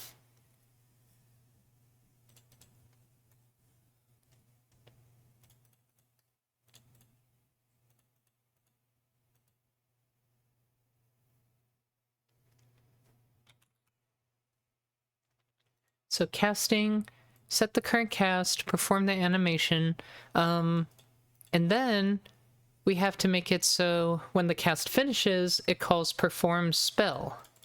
So let's go up to the update function and take care of that. So right now, if has abilities, we have the mana recovery timer portion. So we're going to come back to this line, because this line is where we determine what we cast. If current cast, reduce cast timer. When cast timer is less than or equal to 0, perform the spell. Current cast style reset. Okay. And then perform spell resets to idle animation, subtracts the MP. So we're good there. So all that's left now is determining which spell to cast and when. So right now, I'm curious why at some point... Oh, here we go. Has abilities. If has abilities... Where does it set current cast right now? Because I think in our unit test earlier, it was just doing that. Let me see. So we would be calling cast spell. Oops. Where is this being called right now? It has to be called somewhere. Oh, here it is. So we wrote, if can move, iterate through all abilities, random chance, see if we cast the ability. This should not be run every frame, and that's the issue we were running into, is we have to do this only once every second. So then this line of code actually only runs in here, but I would argue that it's only supposed to be done when the monster's alive, so we need to add either an if is alive check here, or move this down into here, which would make more sense. Like, we shouldn't be recovering mana if we're dead, right? That wouldn't make any sense. And we shouldn't be trying to cast our ability when we're dead either. Yeah, like this would make it so if we're in the middle of a cast while we're dead, it would perform it. So these are some things that need to be moved to only if the monster is alive. So that would make sense. And only if we can move? That's not necessarily true, but try to cast things, include everything related to casting in here, because this is all inside of an if the monster is alive block.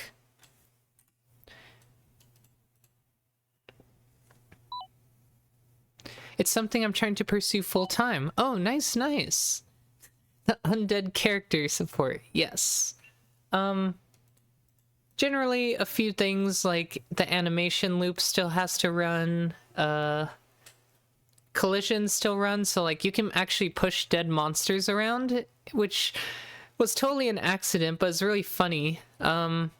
Interaction still works, so like if you knock up enemies, dead monsters still get knocked up. It just looks natural, right? Like they're still interactable, just they don't take damage and they don't die repeatedly and give you like rewards and experience, so that's the only thing. But yes, it's kind of an accident, but it also works. It makes them feel alive while dead. As silly as that sounds, right? So we have if can move. We want to move this into the mana recovery timer. It doesn't really make it a mana recovery timer anymore, does it? So maybe we should refactor this and call it like the, let's call it the ability tick timer. I think that would make the most sense. But it handles mana too, so it's like the ability and mana tick timer. Do I want to be that specific? I think I do. I want to make sure I understand that it handles both abilities and mana. It's a little wordy, but it also represents what it actually is. Some games do use that. Having corpses be part of the environment. Yeah. Ooh, triple tribe. Good luck with the grind. And thanks for stopping by, System Crash. Have a good session. See you around. So with this being here now, it only runs these every second. And also, it can only cast one ability. Like, if it chooses to cast Meteor, it can't then go and try and cast Firebolt. That would override it, right? So we break out of the loop after we've chosen something to cast.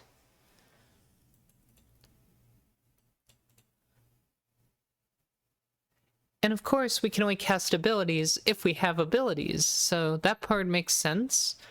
And we're only running this code while we are alive.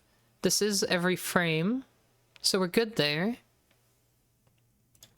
So I think we're at a point where we can finally test the meteor. So what I'm gonna have to do is place one of these skeleton fire mages inside a test level. So we're gonna go to level 4-1, and we just have a spawner right at the beginning here. Oh gosh. And we're going to delete the skeleton barbarian and captain, and I'm going to substitute them with a new monster. But in order to do that, we have to first create a skeleton fire mage entry, which I don't think we've done yet. So let's go to GIMP. Let's take the left-facing sprite of our... this is a placeholder, by the way, of our placeholder, because this is clearly the ranger sprite, but we're using it as the skeleton fire mage sprite for the time being, and it's colored red. And we're gonna navigate to campaigns, or excuse me, maps, and go to the monsters tile set. In here we'll add another entry for specifically the fire mage. I don't know where my selection went. Hello? It's just not here. Why? Where? Oh, I'm copying a bad layer. That's why. There's nothing there. Okay.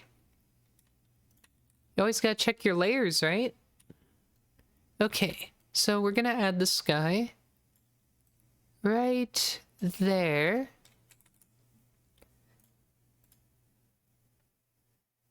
And once we add it to the monsters tile set, it is now available in the monsters presets map. So we're going to create a new object tile with that monster, like we've done for the others here. And so we do that. Then we go over to its properties. We call it what it is. It is a skeleton fire mage. And the skeleton fire mage is going to be, we approximate the size with the editor. So the skeleton fire mage has a size of 90%. So 90% of 48 is 43.2. So I'm going to resize this to be a little smaller, and it just represents what the in-game size will be on the map editor for us. And then finally, we're going to save this as a template. Once we save this as a template, then we can use it by dragging and dropping it into our world. So we're going to go over here now, and under our monsters list, we'll find a skeleton fire mage, which we can just drag in here, and we can set its spawner to be this spawn zone right here.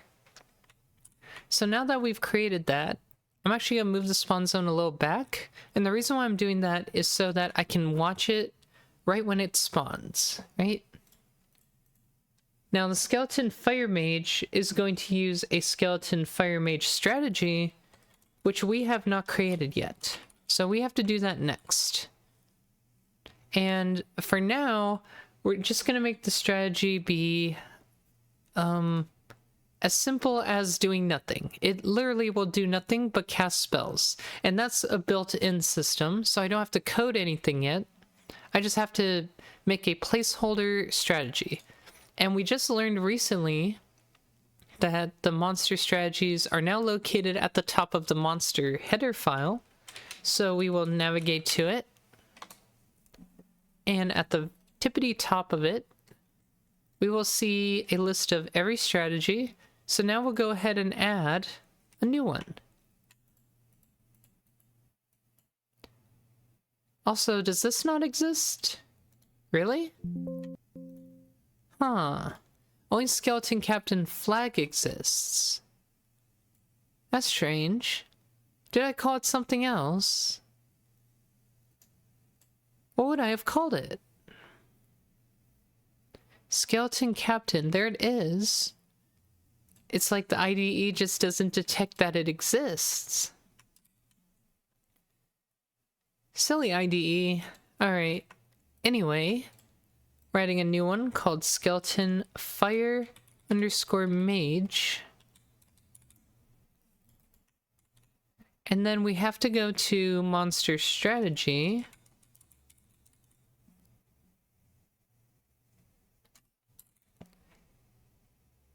Under Monster Strategy Helpers. No? Where would it be? Under the strategy class, maybe?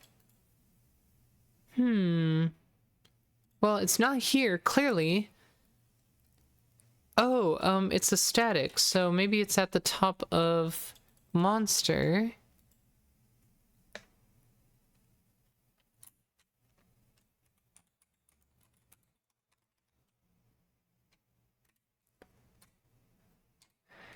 C++ IntelliSense information will refresh after gathering information from CMake. This project may be compatible for remote development. Would you like to install Visual Studio's Linux and Mac support? No? I don't really think so. But what are we doing with CMake? CMake configuration file. Use CMake presets if available. Show CMake cache notifications. Always run configure step automatically. I mean, that's fine. I don't know what it's trying to do right now. But okay. But yeah, we need to find where this is defined. It's clearly not at the top of this. Oh?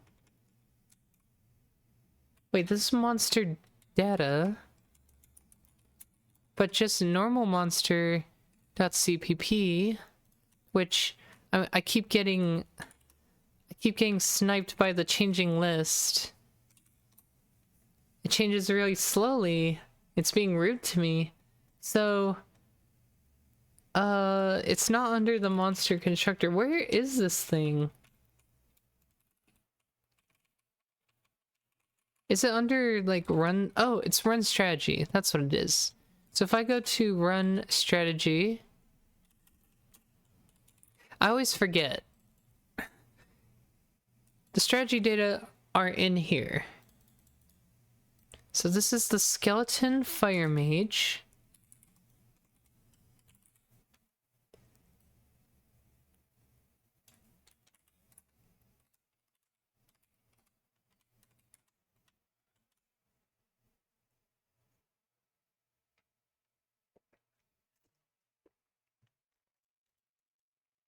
And now we have to make this, because it does not exist yet. So skeleton fire mage. Let's add a new CPP file.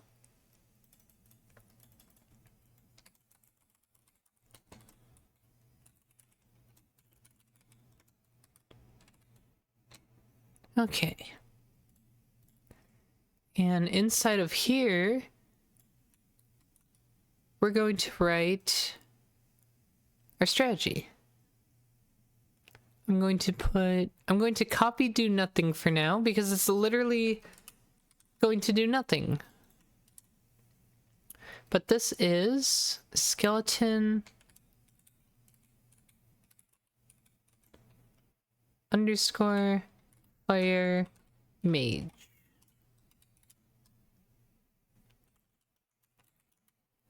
Okay. So with that out of the way, the game should be able to now detect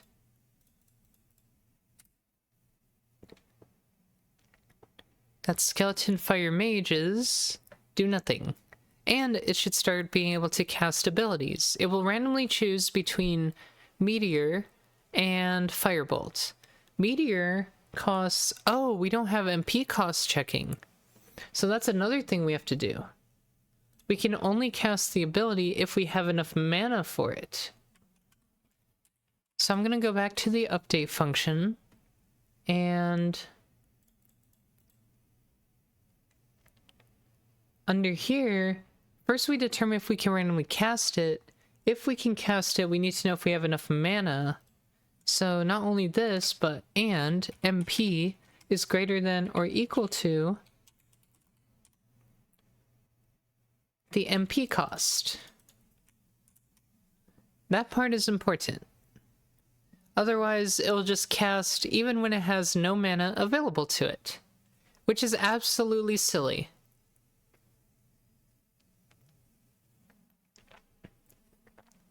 So for every second now, the skeleton fire mage will choose one of two abilities. It can choose a meteor, and if it chooses the meteor attack, it has a 60% chance to do so and will cost 50 MP. It can also choose Firebolt. Firebolt costs 20, but it's only 10% of the time. But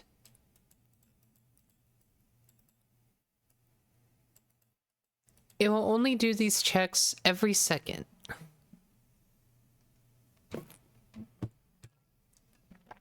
So the game is on, but I need to rebuild it one more time with the MP cost checking included, because the MP cost is important. So let's see it finish up here. One up to date. Really? It built this file after the fact? I'm just gonna do it one more time, just for safety.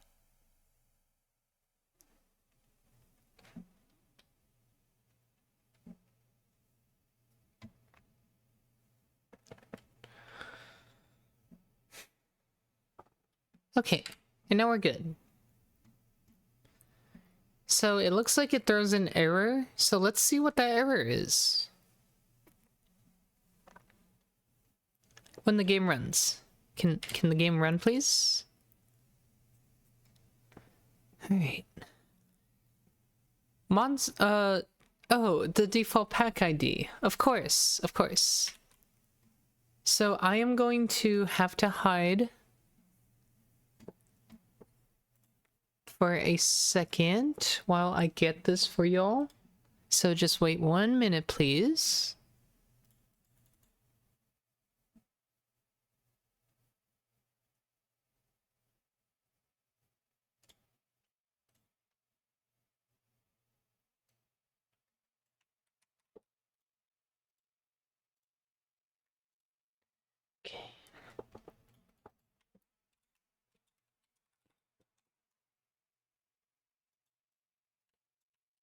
And I think that comes with the pack, the stashing as well. It will stash that file, which has the game pack key.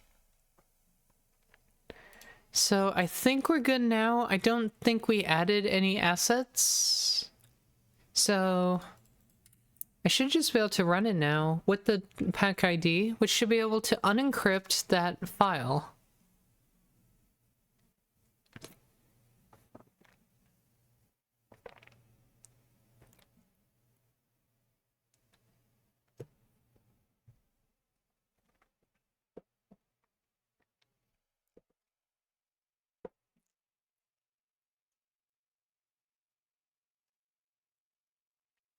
Okay, excellent.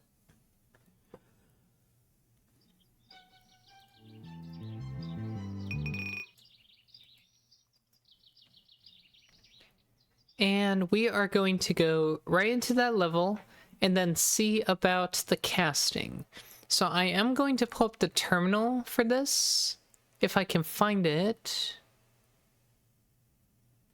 Where is it?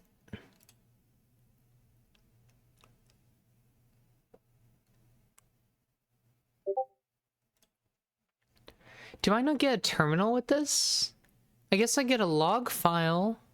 Oh, right. So we can pull up the log. So this is hidden by my camera. But essentially I have a command that allows me to look at the debug log. Maybe. I think it's just /debug log.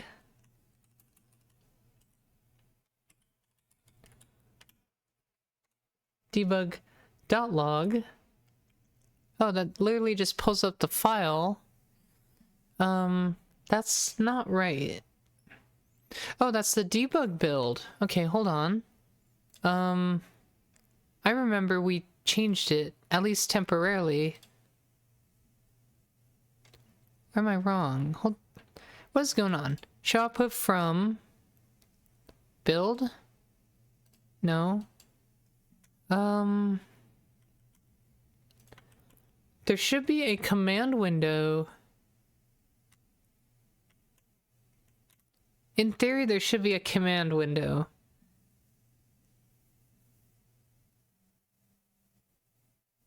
Oh, that's funny. Okay. Funny idle, but I'll take it. Alright. Oh. Something broke. Wait. Oh, that's the controller thing. Yeah. That's fine. Okay. So, this thing has to generate mana first, which I assume it's doing right now. And then that looks like a cast. I assume it's in the middle of cast right now. So I assume this is running. Yeah, so current cast, Meteor. Cast timer should go down. Which it does. Oh, you know what? It probably just keeps overwriting it if it's casting. But that's because can move keeps triggering. So is that what's happening? It keeps calling castability? Let's see. It looks like I have no breakpoint for castability at all. It's just optimized out. But I do have a breakpoint for that line. So it looks like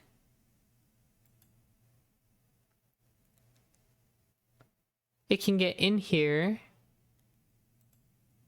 and set up a cast.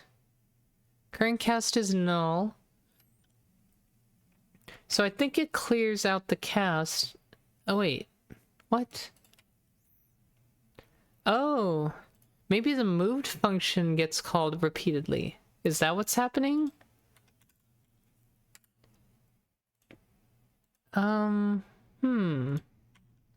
Like, there's gotta be a reason it gets canceled after, right? If we're here, let's just, let's breakpoint this value.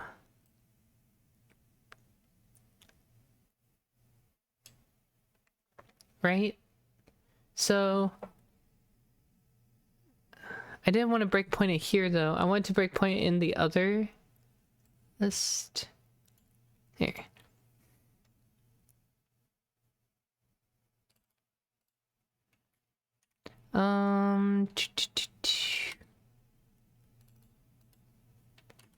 It's current cast dot get.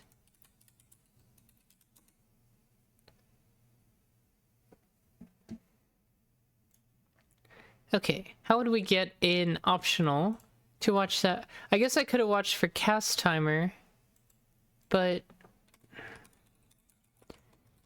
if we can't use that syntax directly, it's dot value. That's what it was. We might have to do a debug mode for this one. This looks a bit iffy. Like something's wrong.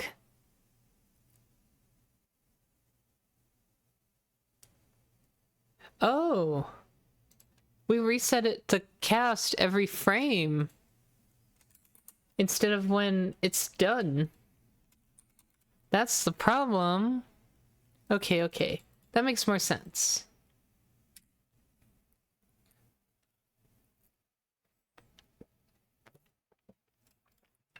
Oh, you know what? I think it's read debug log. There we go. Okay, that's what I'm looking for. So if we're running the game, we can watch its output or contents within here, which is great.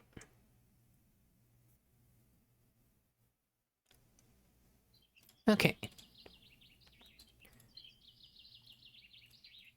So that's all well and good.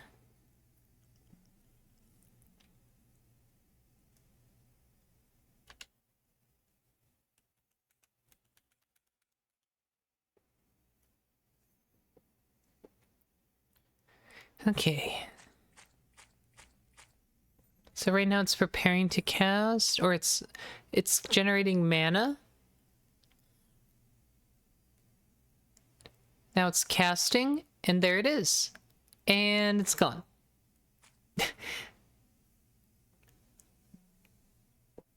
Now it's waiting. Then it's casting. Meteor. So we can see a shadow for a meteor, but then it just dies. So that clearly is not what we need to do. I think we're supposed to just set it to infinity or something, and it's supposed to die on its own. But let's check the code again, shall we? Like, how do we know when it's done? Right? I guess that's the real question.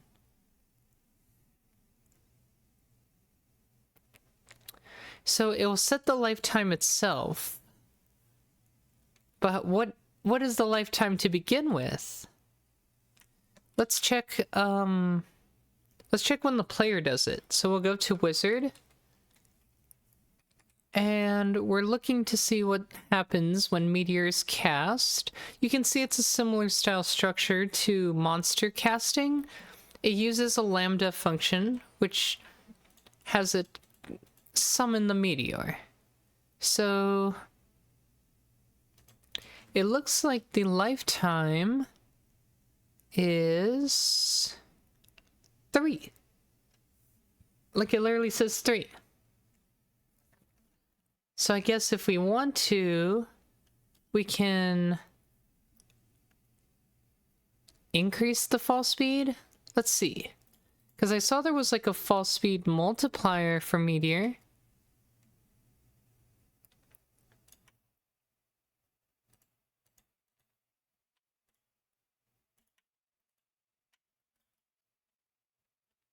So yeah, this is our lifetime. Divide equals fall speed multiplier. which is currently 1.5 times. So do I just increase him more? Like 2 times? 3 times?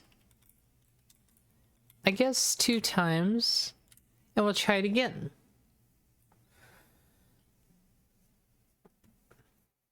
Because clearly that wasn't enough time, but that's my target time, so I'm not sure if that's quite what we want.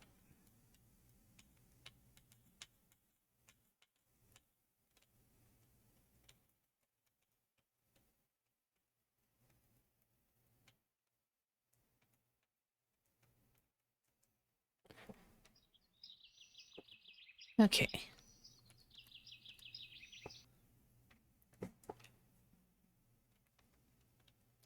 I think the sprite is also whack because of the sprite sheet size. I think that's the real reason. Yeah, it says it's 24 by 24 right now. So that's why it's all wacky right now. But that's an easy enough fix. We're just looking at some weird cutoff sprite right now. Yeah.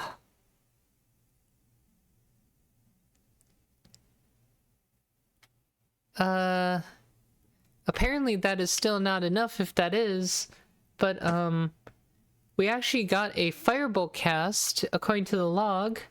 Firebolt has been casted by Monster Skeleton Fire Mage, so we know at least sometimes that will work, and we saw it was a faster cast time, which is also nice, so that clearly works. Let me adjust the sprite sheet size, because it's now, I think, 32 by 32. At least for this one.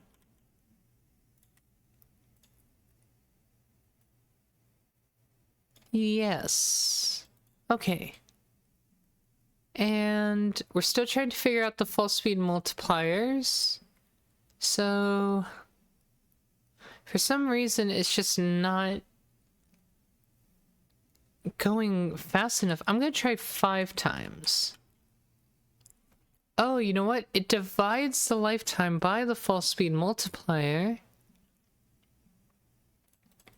So the lifetime just needed to be long enough to begin with. So if I want a 2-second fall speed, yes, that's 1.5 seconds fall speed mult, but I set the initial fall speed to 3, so it does have enough time. So we have to go back to monster ability. And make the monster meteor fall time to 3 seconds.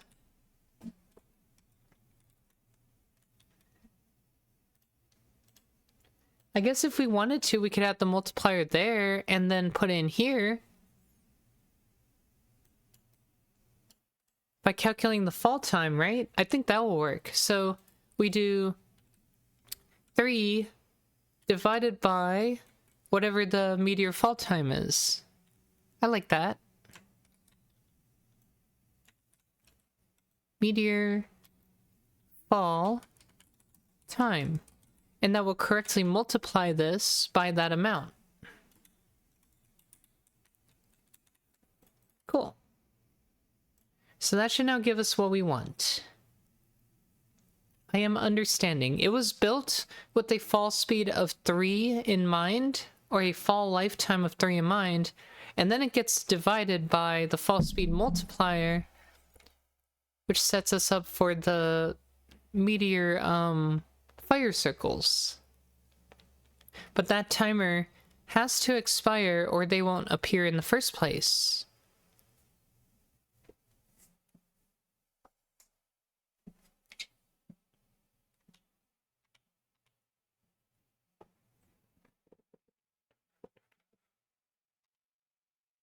Okay.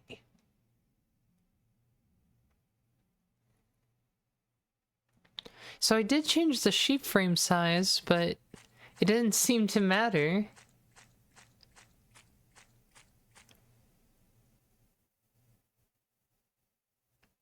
Okay. And why does it go away? I don't understand. Something's not right. Let's see. Update.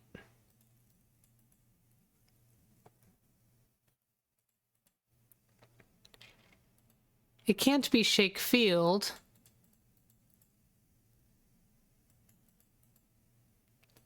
And the case should be skeleton fire mage, so that should trigger. I don't see why the lifetime would be affected that dramatically.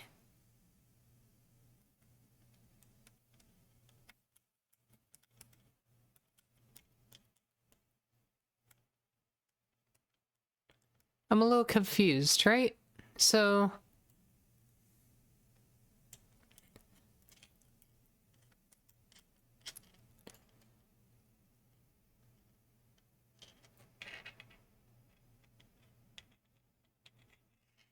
I'm trying to think what else I changed. I mean, maybe the meteor radius? I doubt it.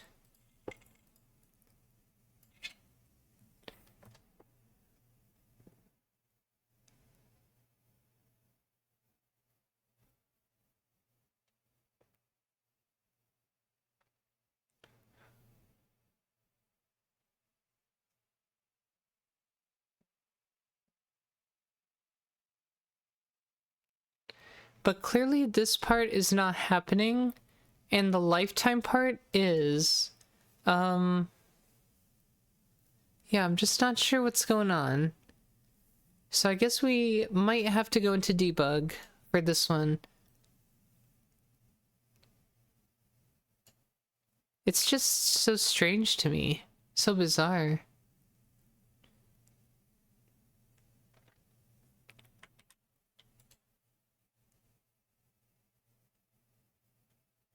Like, it clearly is alive for like 3 seconds, so let's just breakpoint there and see if it pops up.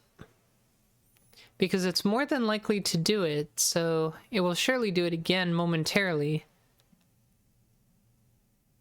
Okay.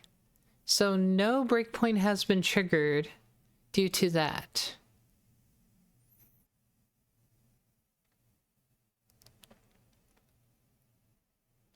So the lifetime is hitting 0 before this thing finishes spawning.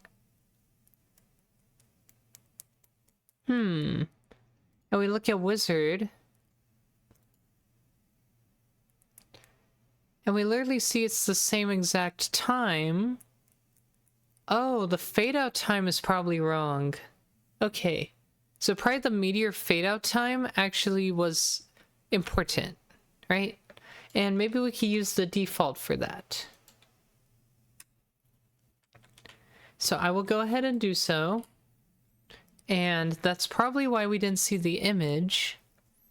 And potentially didn't see a meteor crash. Because it probably used that fade out time to figure out something. That's my guess anyway.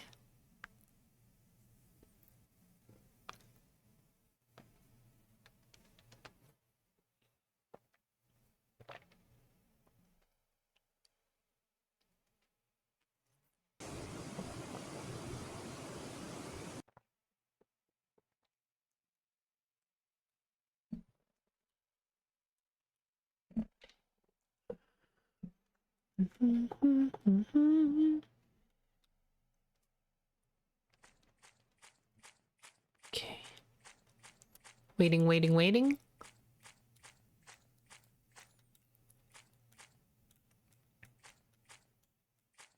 We have the cast. Ow! Key fire ring damage frequency does not exist in data file. Okay. And that's under here. Yeah, okay, so we have to add this because this doesn't exist. The firing damage frequency is supposed to be every second.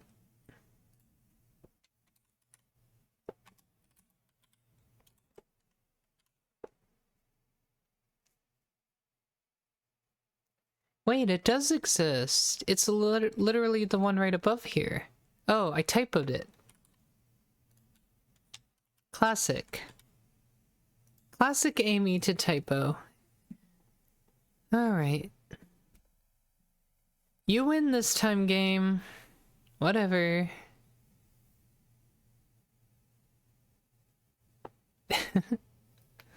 Alright.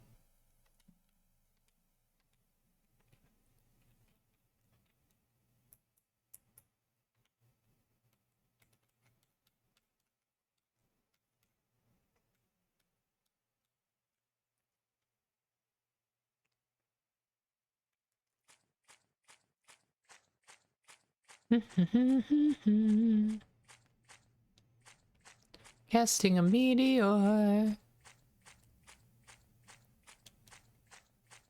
Eventually, it keeps casting firebolt.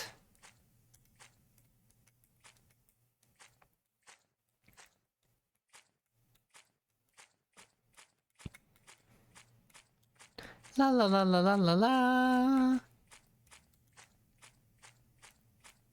Oh, and it should be casting at its target, which is the player. Ow. Ow. Ow. Ow. Ow. Oh, wow, it's still going. Why is it still going? It's only supposed to last 4 seconds.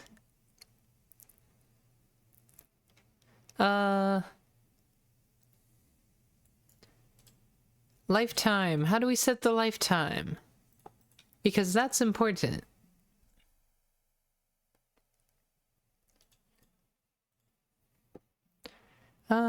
Pulsing fire. Fire ring fade out time. Is that the lifetime? Or is this the lifetime? Firing lifetime. Okay. Monster strategy firing lifetime times 1.5. Oh no. Delete that one. Okay, so that would have made it 6 seconds. Ow. Or... no, that would... yeah, 6 seconds. Ouchies. Okay. And... the initial damage multiplier did not go off. So we have to take care of that, right? Damage mult. Meteor damage mult. And then the firing damage mult. That's, yeah. That we did not account for. Here we go. So firing damage mult. We have to change this to be the monster strike. Oh, wait. Yeah. No, we did that. Firing damage mult multiplied by... oh, the player's attack. No, no, no. This is the monster's attack. But which monster? How are we supposed to know what the monster is? We have to attach the monster to the pulsating fire. Okay. Or just store the damage, right? If we store the damage of the pulsing fire, that would work too. So we're gonna adjust the constructor to now require a damage value. And I think that'll put us at a good spot. So let's get that done.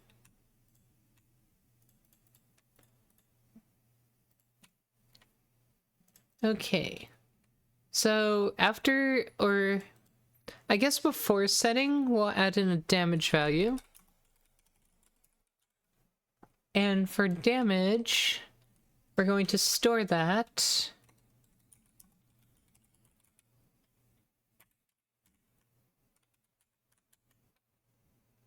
Wait, but we know the damage, right? Technically? But what if it gets buffed? Like, what if the monster has a higher attack or something? Right? So we have to account for that too. So really, we have to assign it on the spot. Okay, okay, okay. So... under the pulsating fires constructor, we added int damage. And then we set the damage in the constructor, which is going to invalidate the current calls to it. And those are all in here. So we have to adjust these now to add in a damage value. In this case, the pulsating fire damage here will be this. So it's going to snapshot, which I find interesting. Do we want it to snapshot? I guess we do. Yeah, that is fascinating. We will be snapshotting the damage. I hope that doesn't matter. But yes, snapshot the damage to the monster that is doing this. Also, same with this. This needs to be done via monster. So we need a damage value for the meteor as well. So it's like we need the pulsating fire damage and the meteor damage at the same time. Okay. I see. So we're gonna have to modify meteor as well.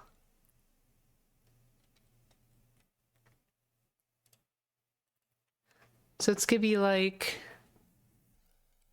const standard pair.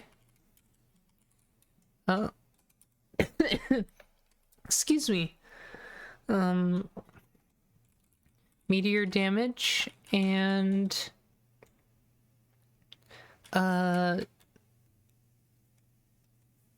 pulsating fire damage.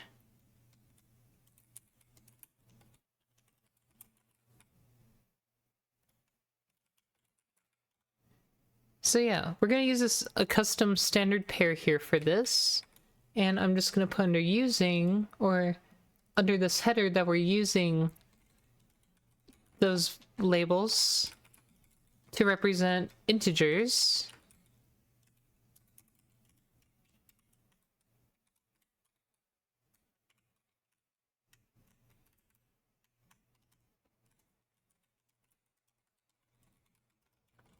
Like so.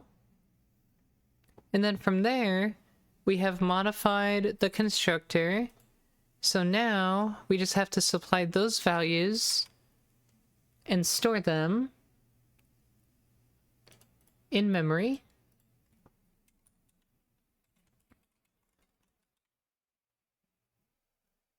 Adjust the constructor for meteor to support those values. And then set the damage to the local damage value. So again, for meteor, we're actually going to snapshot the values now, which I think might be the first time we're doing that, but it's partly because of how we designed this ability. So I'm okay with that for now, and I'm just going to leave it that way. Yeah. So when this goes off, the damage is not going to come from here, but from here instead.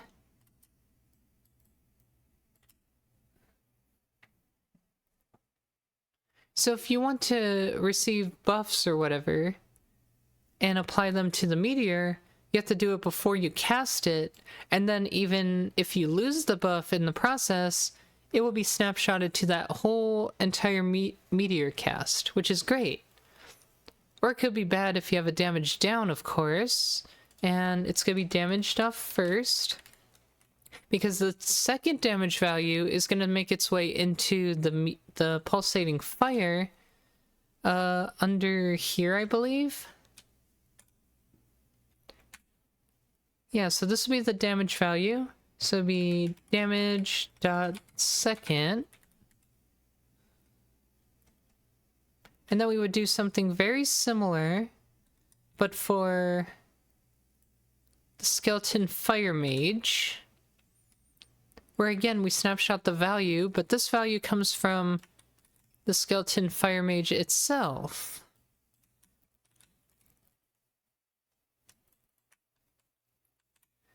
So after that, we have to go to damage dot second.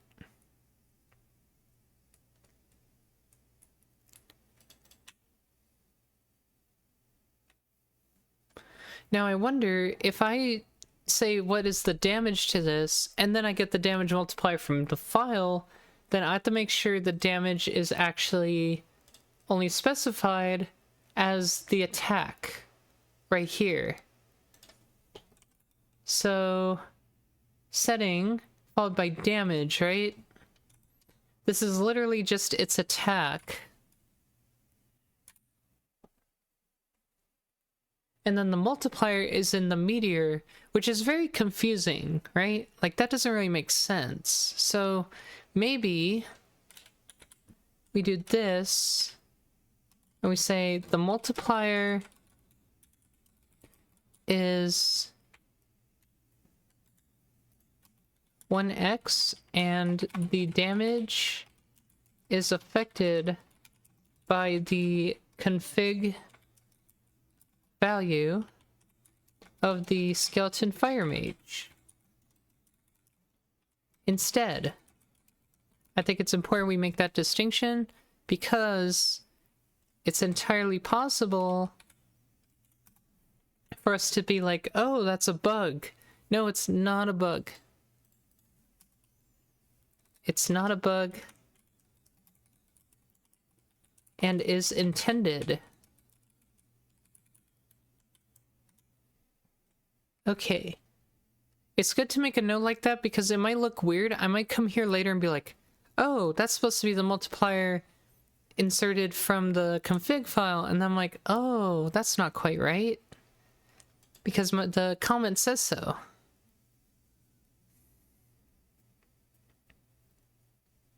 Okay.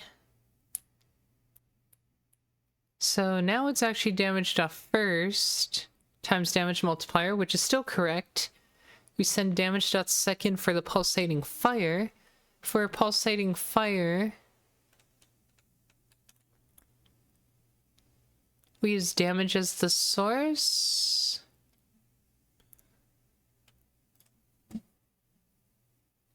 Let's see. So for player, so yeah, we have to now substitute the firing damage multiplier into that structure. So we'll have to do that, of course. And same with the player get attack. We'll have to substitute that as well for the first value. So I guess we're gonna go...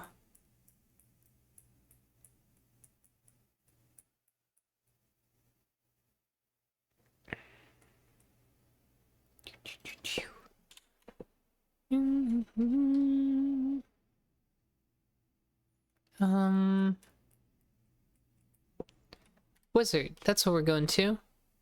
Into Wizard, and under Add Effect Meteor, now we have to supply the damage values. So that would be this argument. And the damage values are attack,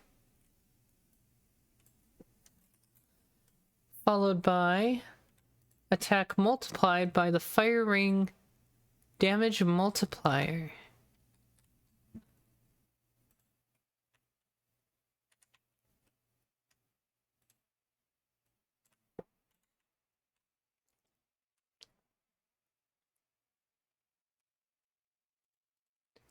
And those two are supposed to be integers, so we have to supply standard pair int int, or if we want to be more specific, we say standard pair meteor damage, yeah, all this, right? That way it knows. What is this? It's not ambiguous. So that's for the player, and then for monsters, it's going to be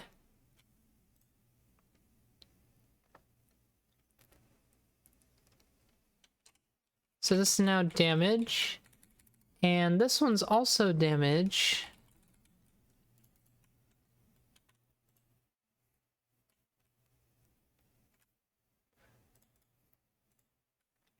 And the values we are sending in now are config float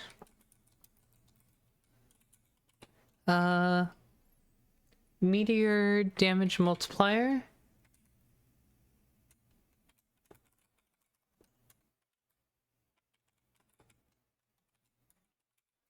and that's multiplied by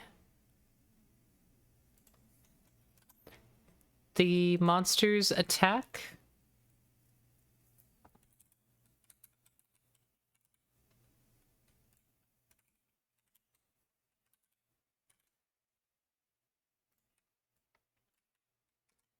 and we have to cast that to an int.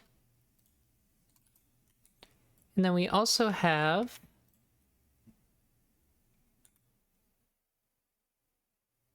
the firing damage multiplier.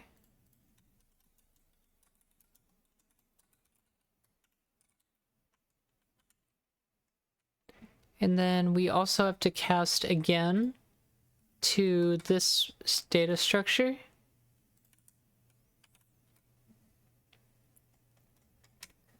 Okay. So with all that implemented, now the meteor damage and the pulsating fire damage go through and are specialized for both the monster and for the player. So let's go ahead and build this now and try it again.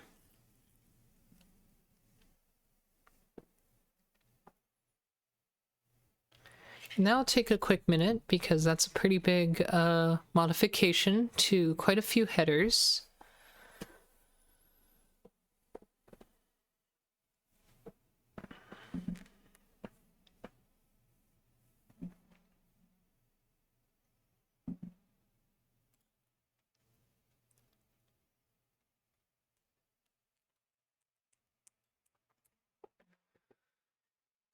After this, we're pretty much going to get ready to start winding down. With one ability done, we've pretty much successfully set up the casting system, and we'll be working on essentially just making every other ability work next. So that'll be tomorrow. And the framework should pretty much be there now, so it'll be easy enough to utilize all of the features we've added to make the rest of the abilities pretty easily, I'd say. I don't expect we'll have too many more problems.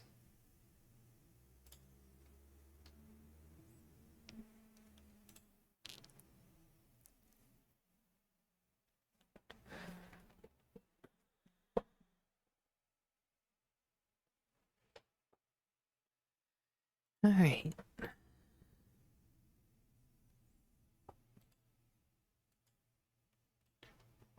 So let's see how this goes now.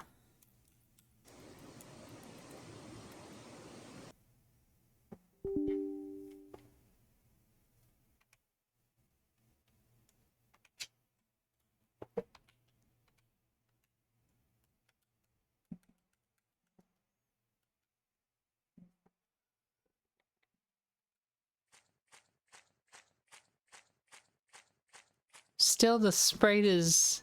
I don't know what's up with the sprite, I'll be honest. It's kind of weird. Oh yeah, we have to cast at the right spot, right? So we can see the damage is actually correct now. And indeed, the meteor cast does work, but it's actually not the correct spot. So now we have to put it at the correct spot. So the monsters will always target the player, right? So we want to make sure that's the casting position that's provided by the monster. So we're going to go back to monster.cpp. We're going to go down to cast ability, and the cast position will be not get pause, but it will be at the player's position. Oop, caps lock is on.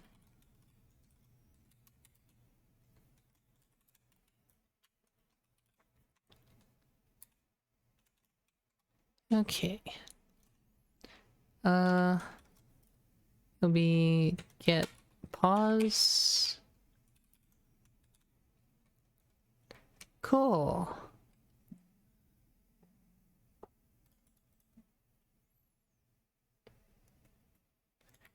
Oh, and we also have to make the fire mage's actual AI work. So they do have a specific AI behavior. And so we're gonna need to follow that as well.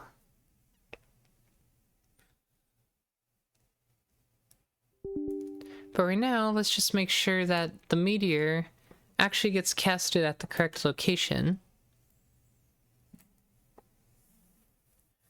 And then we will commit these changes.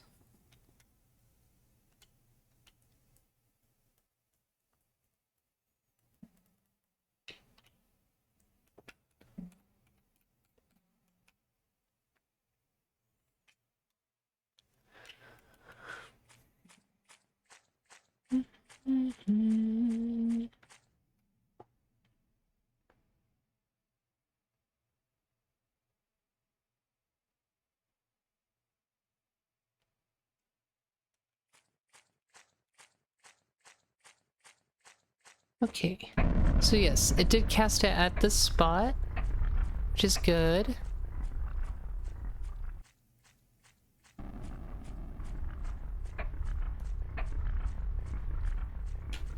And it will continue to cast this as long as we're still playing, so yeah. I mean, as you can see, it's a pretty large, devastating attack, so...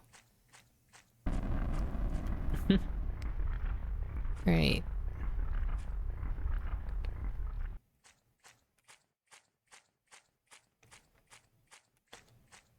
And essentially what these will do is they will stay away from the player and try to weave around their target. Also, if they find a flag, they'll try to stay within the flag so that they get hasted. Because if they get hasted, yeah, that will easily provide extra benefits. Okay, so that's good. I think the firing's a little large, so I might reduce that. Like, the fire ring size doesn't quite match the sprite, and it feels bad for the player when they get hit by that thing. So I think I will reduce that by a little bit more, just for the monsters. Now, there is a meteor radius property, so maybe I reduce that instead.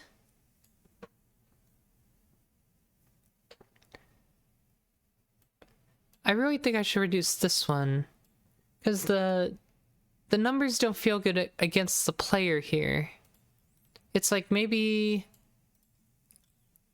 I don't think it's like doubly too big, but let's try it.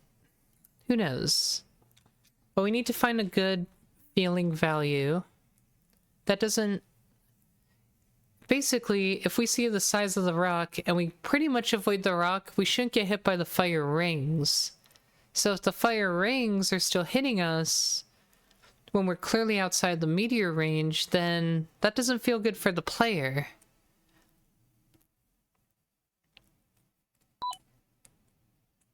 Also, Sammy Chu, thanks for the follow. Welcome, welcome. So, hopefully these will, or it'll feel a lot better now in comparison. I still don't know why the sprite is, well, how it is right now. It's kind of weird. Oh, but you can see that that bumping thing works, where if you bump into the monster, then yeah. I'm still getting hit by the ring? That's weird. So the ring radius didn't go down, it's just the size of the sprite went down, which is funny. And it also went down by a lot. So what is going on there? I must have done something really weird with it. Okay, so firing particle spawn amount range. Let's see. Let's look at the drawing first. That'll probably tell us a lot. So it's just got rings, and the size comes from the size variable, which was defined up here, right? Yes. So I'm a little confused as to why I'm getting hit so far out when clearly everything up to here is, well, fine.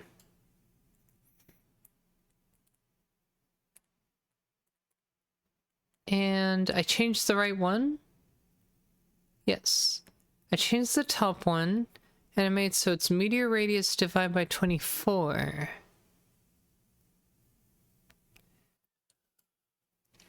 Which dramatically shrunk the image, mind you, but it definitely didn't affect the range. So let's look at the last damage timer. Hurt within a certain radius. The radius is just defined by a radius there. So the image and the radius are two different things. Okay, I see, I see. So we can adjust the effect size, but that won't affect the what's actually displayed. So I think I'll just adjust that a little bit, and then I'm gonna shrink the radius by, oh, I don't know, at least like a quarter, because I think it just needs a small adjustment. So we're gonna try that, a quarter of the size, and I hope that's enough to where it feels good. Like when for the player, if it's large and annoying to avoid, that's okay, because the player wants to be hitting monsters everywhere. But when the player has to avoid the obstacle, then it's like, well, I'm outside the graphic of the meteor, why am I still taking damage? It's a lot more questionable for the player then than it is when the monster is getting hit slightly outside the ring. It's funny how that works, right? Because we want to always give the player, like, the benefit of the doubt, kind of, when it comes to gameplay mechanics. The player should feel like they're empowered. So let's see how this works. So I didn't actually adjust the meteor radius, I just adjusted the effect radius. Okay. That works a lot better, because you have to clearly avoid the giant rock, and if you do, then you're basically not getting hit by the ring. I think the ring could be slightly smaller, so maybe a little bit more. We're getting close though. Like, we can clearly tell that it is doing that. So let's see if we can get one more test. I think a little more tweaking will do it. Yeah, just a tiny fraction. Fractions of fractions more, I think would be great. And like I said, we haven't adjusted the meteor radius, so that might actually be the next thing to look at. Is, should we shrink it more? Like, instead of 300, or is it the graphic? So is it the graphic? Maybe. So yeah, let's go that route. So instead we just reduce artificially the range that the meteor can hit you. Its graphic versus what its actual range is will be slightly offset. I think that's what we're gonna do. So we don't have to really shrink the rock. I think the meteor is at a very good size for the player to avoid. But I think we need to actually shrink the hitbox, the hurt box for it. That's what it is. And then it'll feel pretty good. But I'm happy with how we implemented abilities. Wasn't too bad, and at the end of the day, it's about what I envisioned it.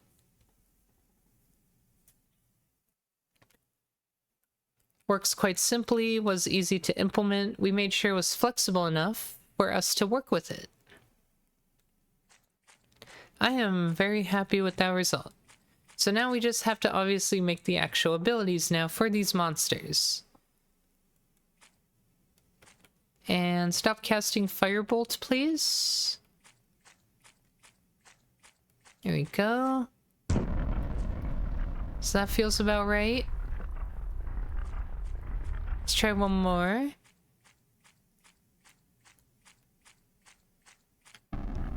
Okay, I like that. It feels good. Yeah, it's like, if you can avoid the shadow and a bit more, then you should not get hit, essentially. That one's a little bit close, so that one's okay. It's like, basically, you don't want to cut it like too close, right? That's the idea. This feels like a good size now. I like it.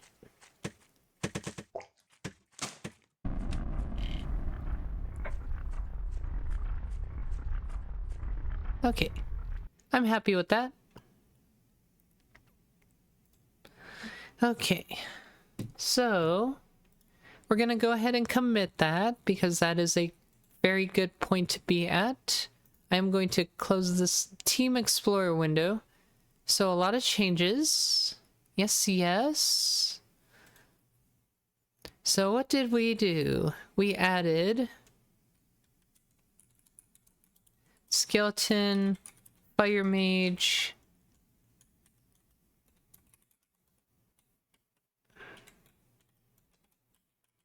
strategy setup, casting capabilities, added 2 monsters, and we also made it so Meteor implemented for skeleton fire mages.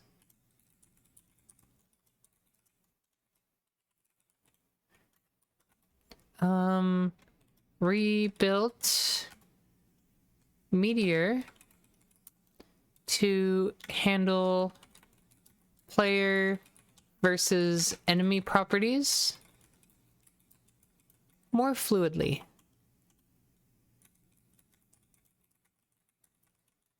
And this is going to be release build 12424. Very good. So quite a few changes. And now we have some time to work on Firebolt.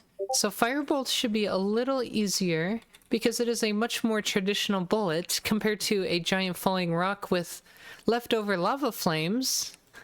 So Firebolt, as we can see here, already has a player hit function. So in theory, it already works for hitting a player if we specify that this is a non-friendly bullet. And it respects the, or it should respect the damage variable. So you would think anyway. But we can see here we even have checks. If friendly, the AoE damage will hurt all targets that are around that are monsters. But if it's non-friendly, it will hurt all player targets. Now, right now, this is actually a circle check, but we actually made one specific to players now, so we should actually be able to just use the same function, but instead supply player as the hurt type. Funny enough. So that's a change that I think we can incorporate. Get rid of some of these to condense. Okay.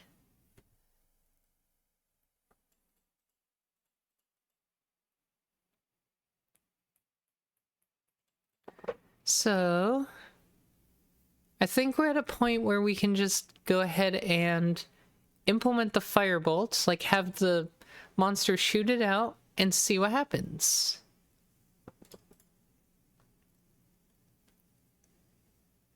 Also, we have to be a little careful because there's a chance that the flame trail enchantment goes off for a monster instead of just the player. As we can see here, it tries to make an effect if the player has this enchant, but what if this isn't the player? So we have to say, is this a friendly bullet? Because if it's not a friendly bullet, it's not from the player. So then we don't run that, right? So we do have to be careful of stuff like this.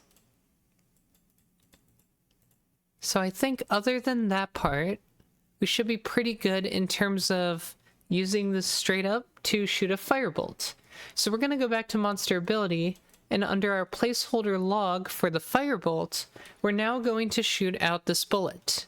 So I think we actually have a create bullet function or macro that we use here, and we specify the type, so we're specifying a firebolt. If it doesn't exist, it's because we have to specify or include the bullet header, or bullet types header, I should say. And then we'll have access to firebolt, which will then allow us to create that firebolt. So this macro works by instantiating a new unique pointer, and because it's a macro, we are able to expand the arguments, which is one of the magical things about this, compared to us trying to make our own custom function to condense the standard make unique syntax, which was our goal, and then we realized, oh, but var args does not show up in the IntelliSense prompts, overhead prompts, so then we have to look up what the arguments are for the function every time. That's really annoying. So we found out macros was kind of the solution for that. So that's what we use now. As for what happens, it's going to start at our position. So M lock, or excuse me, we could locally get it, but again, we could just lock, get pause, the velocity. So we have to determine how fast we want it to shoot out. Is there a spec for this? Firebolt deals 100% attack on collision. Should we assume it's pretty much the speed of a player's firebolt? I guess I'll use that for now, or something very close to it. So if we go back to the wizard class and look at the firebolt spell, the bullet speed is determined here, so maybe we'll make a config parameter for the monster that determines the firebolt's bullet speed, and for now just set it equal to the wizard's bullet speed. So I'm going to go ahead and pull up the wizard's config file, and if we look at ability 3, or excuse me, 2, we can see here is somewhere the bullet speed, right? It's called bullet speed. I don't see it. I must be blind. There it is. So bullet speed set to 275 by default. So over here for Skeleton Fire Mage, we're going to do the same but for Firebolt. Bullet speed. And by default we'll just do 275. Just like a player's. And so we go back here and we specify that as the value. We have to do config float. We just specify it, and then we presume it's in units, so we have to... Do we have to divide it? No, I don't think so, actually. You know what's weird, though? In the player's version of this, we're doing cosine and sine for vel. Why? Oh, it's an actual... Okay, okay. Wait, that's weird. You would think for velocity, I would just say, okay, provide a speed. It will determine the direction. Wow, that's archaic. Fascinating and archaic. Okay. I will do this for now, I guess. But usually we just like to specify angle and velocity, right? Instead of velocity that defines the angle for us. Which is very weird. Okay. It is very strange. So we need the cosine of... So we have to determine what the angle is to the player. So we can do that by doing... Do we determine the angle? Hold on. No, we just provide a... We just provide degrees. So the amount of degrees offset from us to the player... Here we use a tan 2. I really don't like how I did this. This is kind of gross, right? I really don't like how I did that. But I guess we did make a function to say 0.2 or point... It was like get direction or something. No, that's facing direction. So yes, if we want to find out what the angle is, we're going to have to subtract the two y's and x's and do a tan 2 to get a radian version of angle to player. I think we have a util for this. Util, let me pull that up. I think it's called 0.2. I just want to avoid using anything archaic, because this is very old code. I bet we haven't touched this in forever. Like, this is one of the first few classes in the game, so... It was made on January 15th, 2024. Yeah, so you can tell this code is pretty old.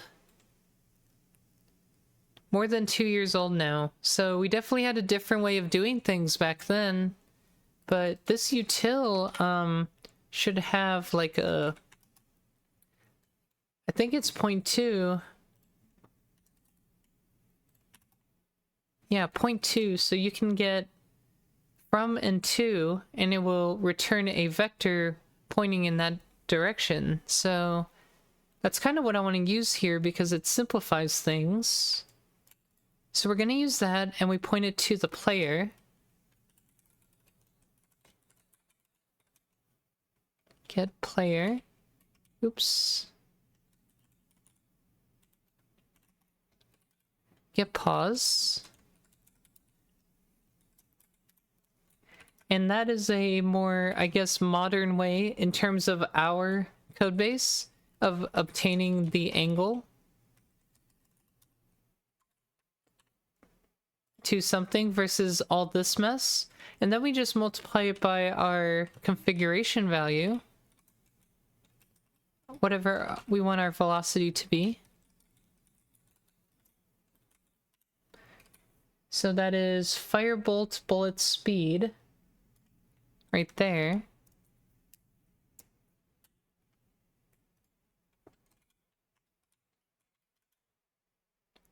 And I guess I should make sure that this does what I think it does. So yes, it's turning these two into a line, then it's getting the vector of that, and it's normalizing it. And the normalizing part was the part I wanted to make sure of, because we're going to be multiplying it by essentially a magnitude. So it needs to be a normalized vector so that we can do this. Strategy is undefined. That is true. And so is M. M being a weak pointer right now, we're going to have to convert it, kind of like before, and change this argument to be monster instead. such that we don't even have to use the weak pointer anymore. We can just use the reference directly through M, like so. We kind of set it up that way. Maybe in the future we'll make this standard, because it looks like I'm using it in multiple places. So that's a good sign that we might want to actually standardize that, so we don't have to keep copy-pasting it. What else is there to this bullet? So the damage. I think it's just 100%. Let me check. 100% attack on collision. Let's go ahead and write out a thing for that. Configuration. Firebolt damage multiplier is going to be 1.0. And then we can provide that configuration value inside of here.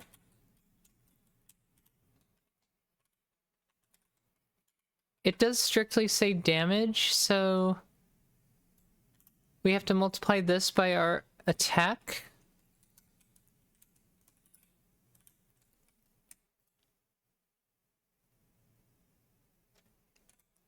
And then after this is upper level. So we just say on upper level. And whether or not this is friendly, so this is not a friendly bullet. So we say false. And finally, we have to do end bullet. This macro will close out the hidden parentheses that we provide with these macros. Okay, so that will technically shoot out a firebolt if that monster casts it. And hopefully it just works. Hopefully we don't have to do anything else special with that. So we'll see. Time to find out.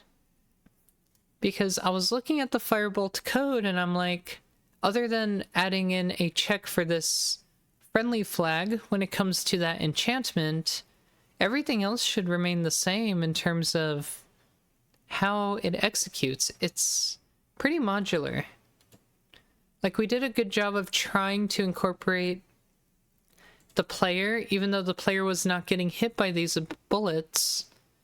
These bullets might have been used later, which is why I probably still did that. Or at least I tried to. Okay, so let's see here. Now, it can still choose to shoot the... Okay, there we go. I want to try getting hit by it? Okay, cool. So it just works. There's not much we have to do in terms of that, so it looks like we got both abilities done for this monster, which is excellent. I'm very happy for that, actually. I want to see if how large the explosion is, if that feels okay or not. Because obviously the explosion itself could feel a little too large, just like the meteor range was. So I want to see that for the player too. Stop!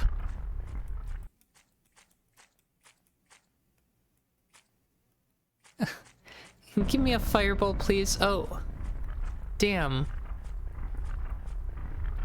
I just missed it. There we go. Okay. It didn't show the damage number. I want to see the damage amount. It should be the same, but... I wonder if that's a bug. Like, the damage number should pop out even if you die. I wonder if that's a bug. No. Give me a rock.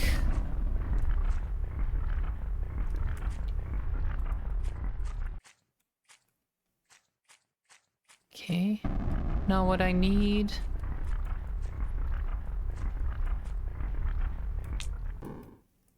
That one didn't hit.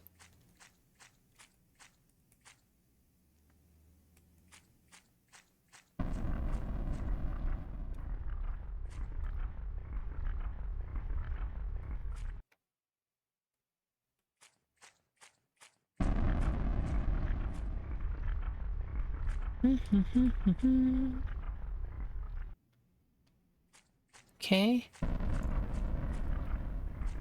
Eventually, you might actually do what I need you to do. No?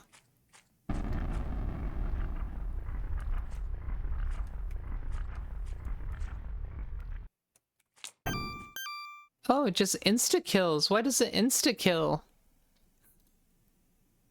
Huh, let me see. Okay,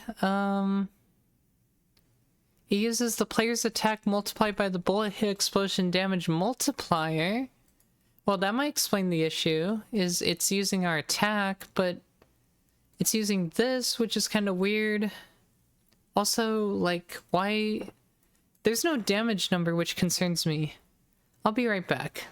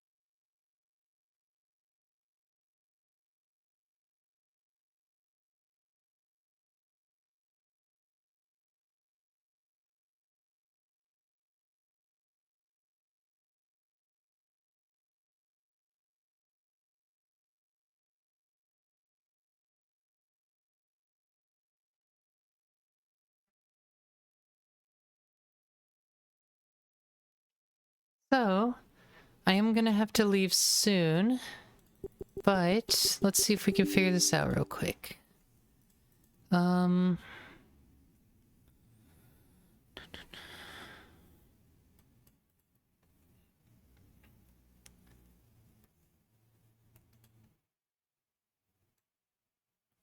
So it uses the player's attack, which is very much not supposed to be a whole bunch of damage. We can see here if the player's in range for this function that it would get hurt by damage, but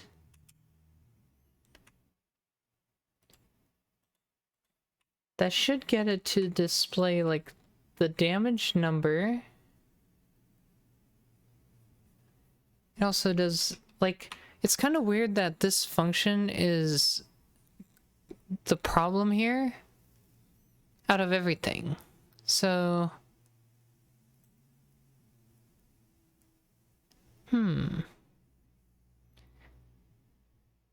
maybe, let me think. Because on player hit, well, it wouldn't be on player hit, right? Because this is like, this is another thing, completely separate. So it wouldn't trigger this. At least we don't think so. And this might have to be a project for tomorrow. I don't see anything clearly that would be like, oh, that's the reason why we're just insta-dying. Even if I account for the bullet hit explosion damage multiplier, which is 3, I guess that's a pretty big number. If we account for the player's attack and that, I guess that is a pretty big number, right? So maybe that is what's insta one-shotting us, when instead it should just be damage. Like, if we get hit by the explosion, it should just be damage, right? Like, to me, intuitively, that would make sense. So let's see if that fixes anything.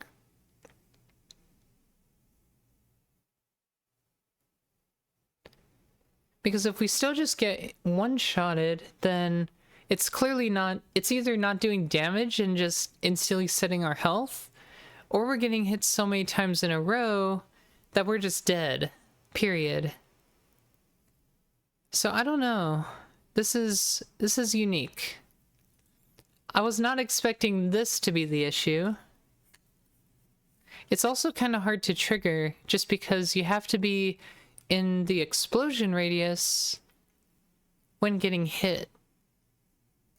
And only get hit by the explosion, not the bullet itself. We'll see. If I can get him to do it early, that would be great.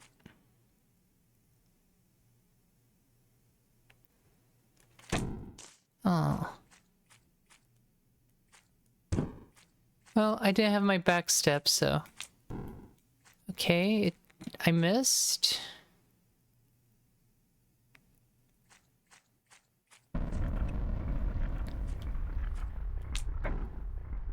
Okay, that looked correct. So I think we're good to go now. Hopefully.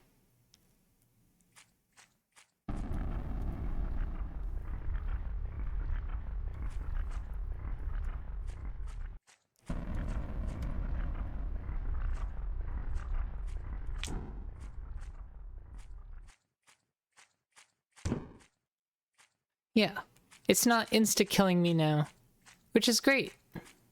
That's what we want.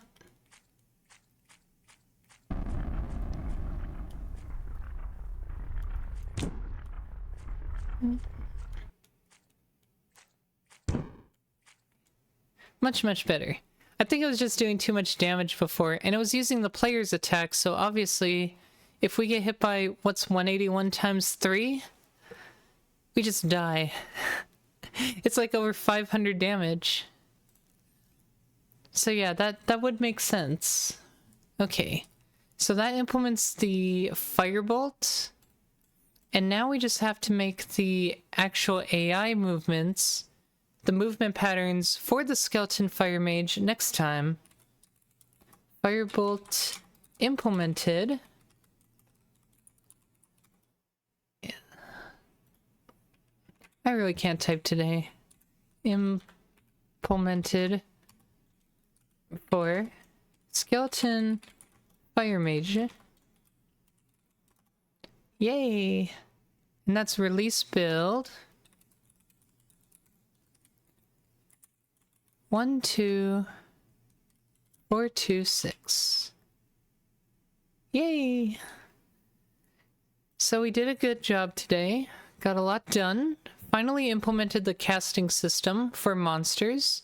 And so now it's a matter of making the abilities, filling these in, and testing to make sure they work. We've got 4 more abilities to make, and then we gotta make the AI of the monsters, and then essentially the 3 caster monsters will be done, and we'll be almost done with all the chapter 4 monsters, at least in terms of the AI.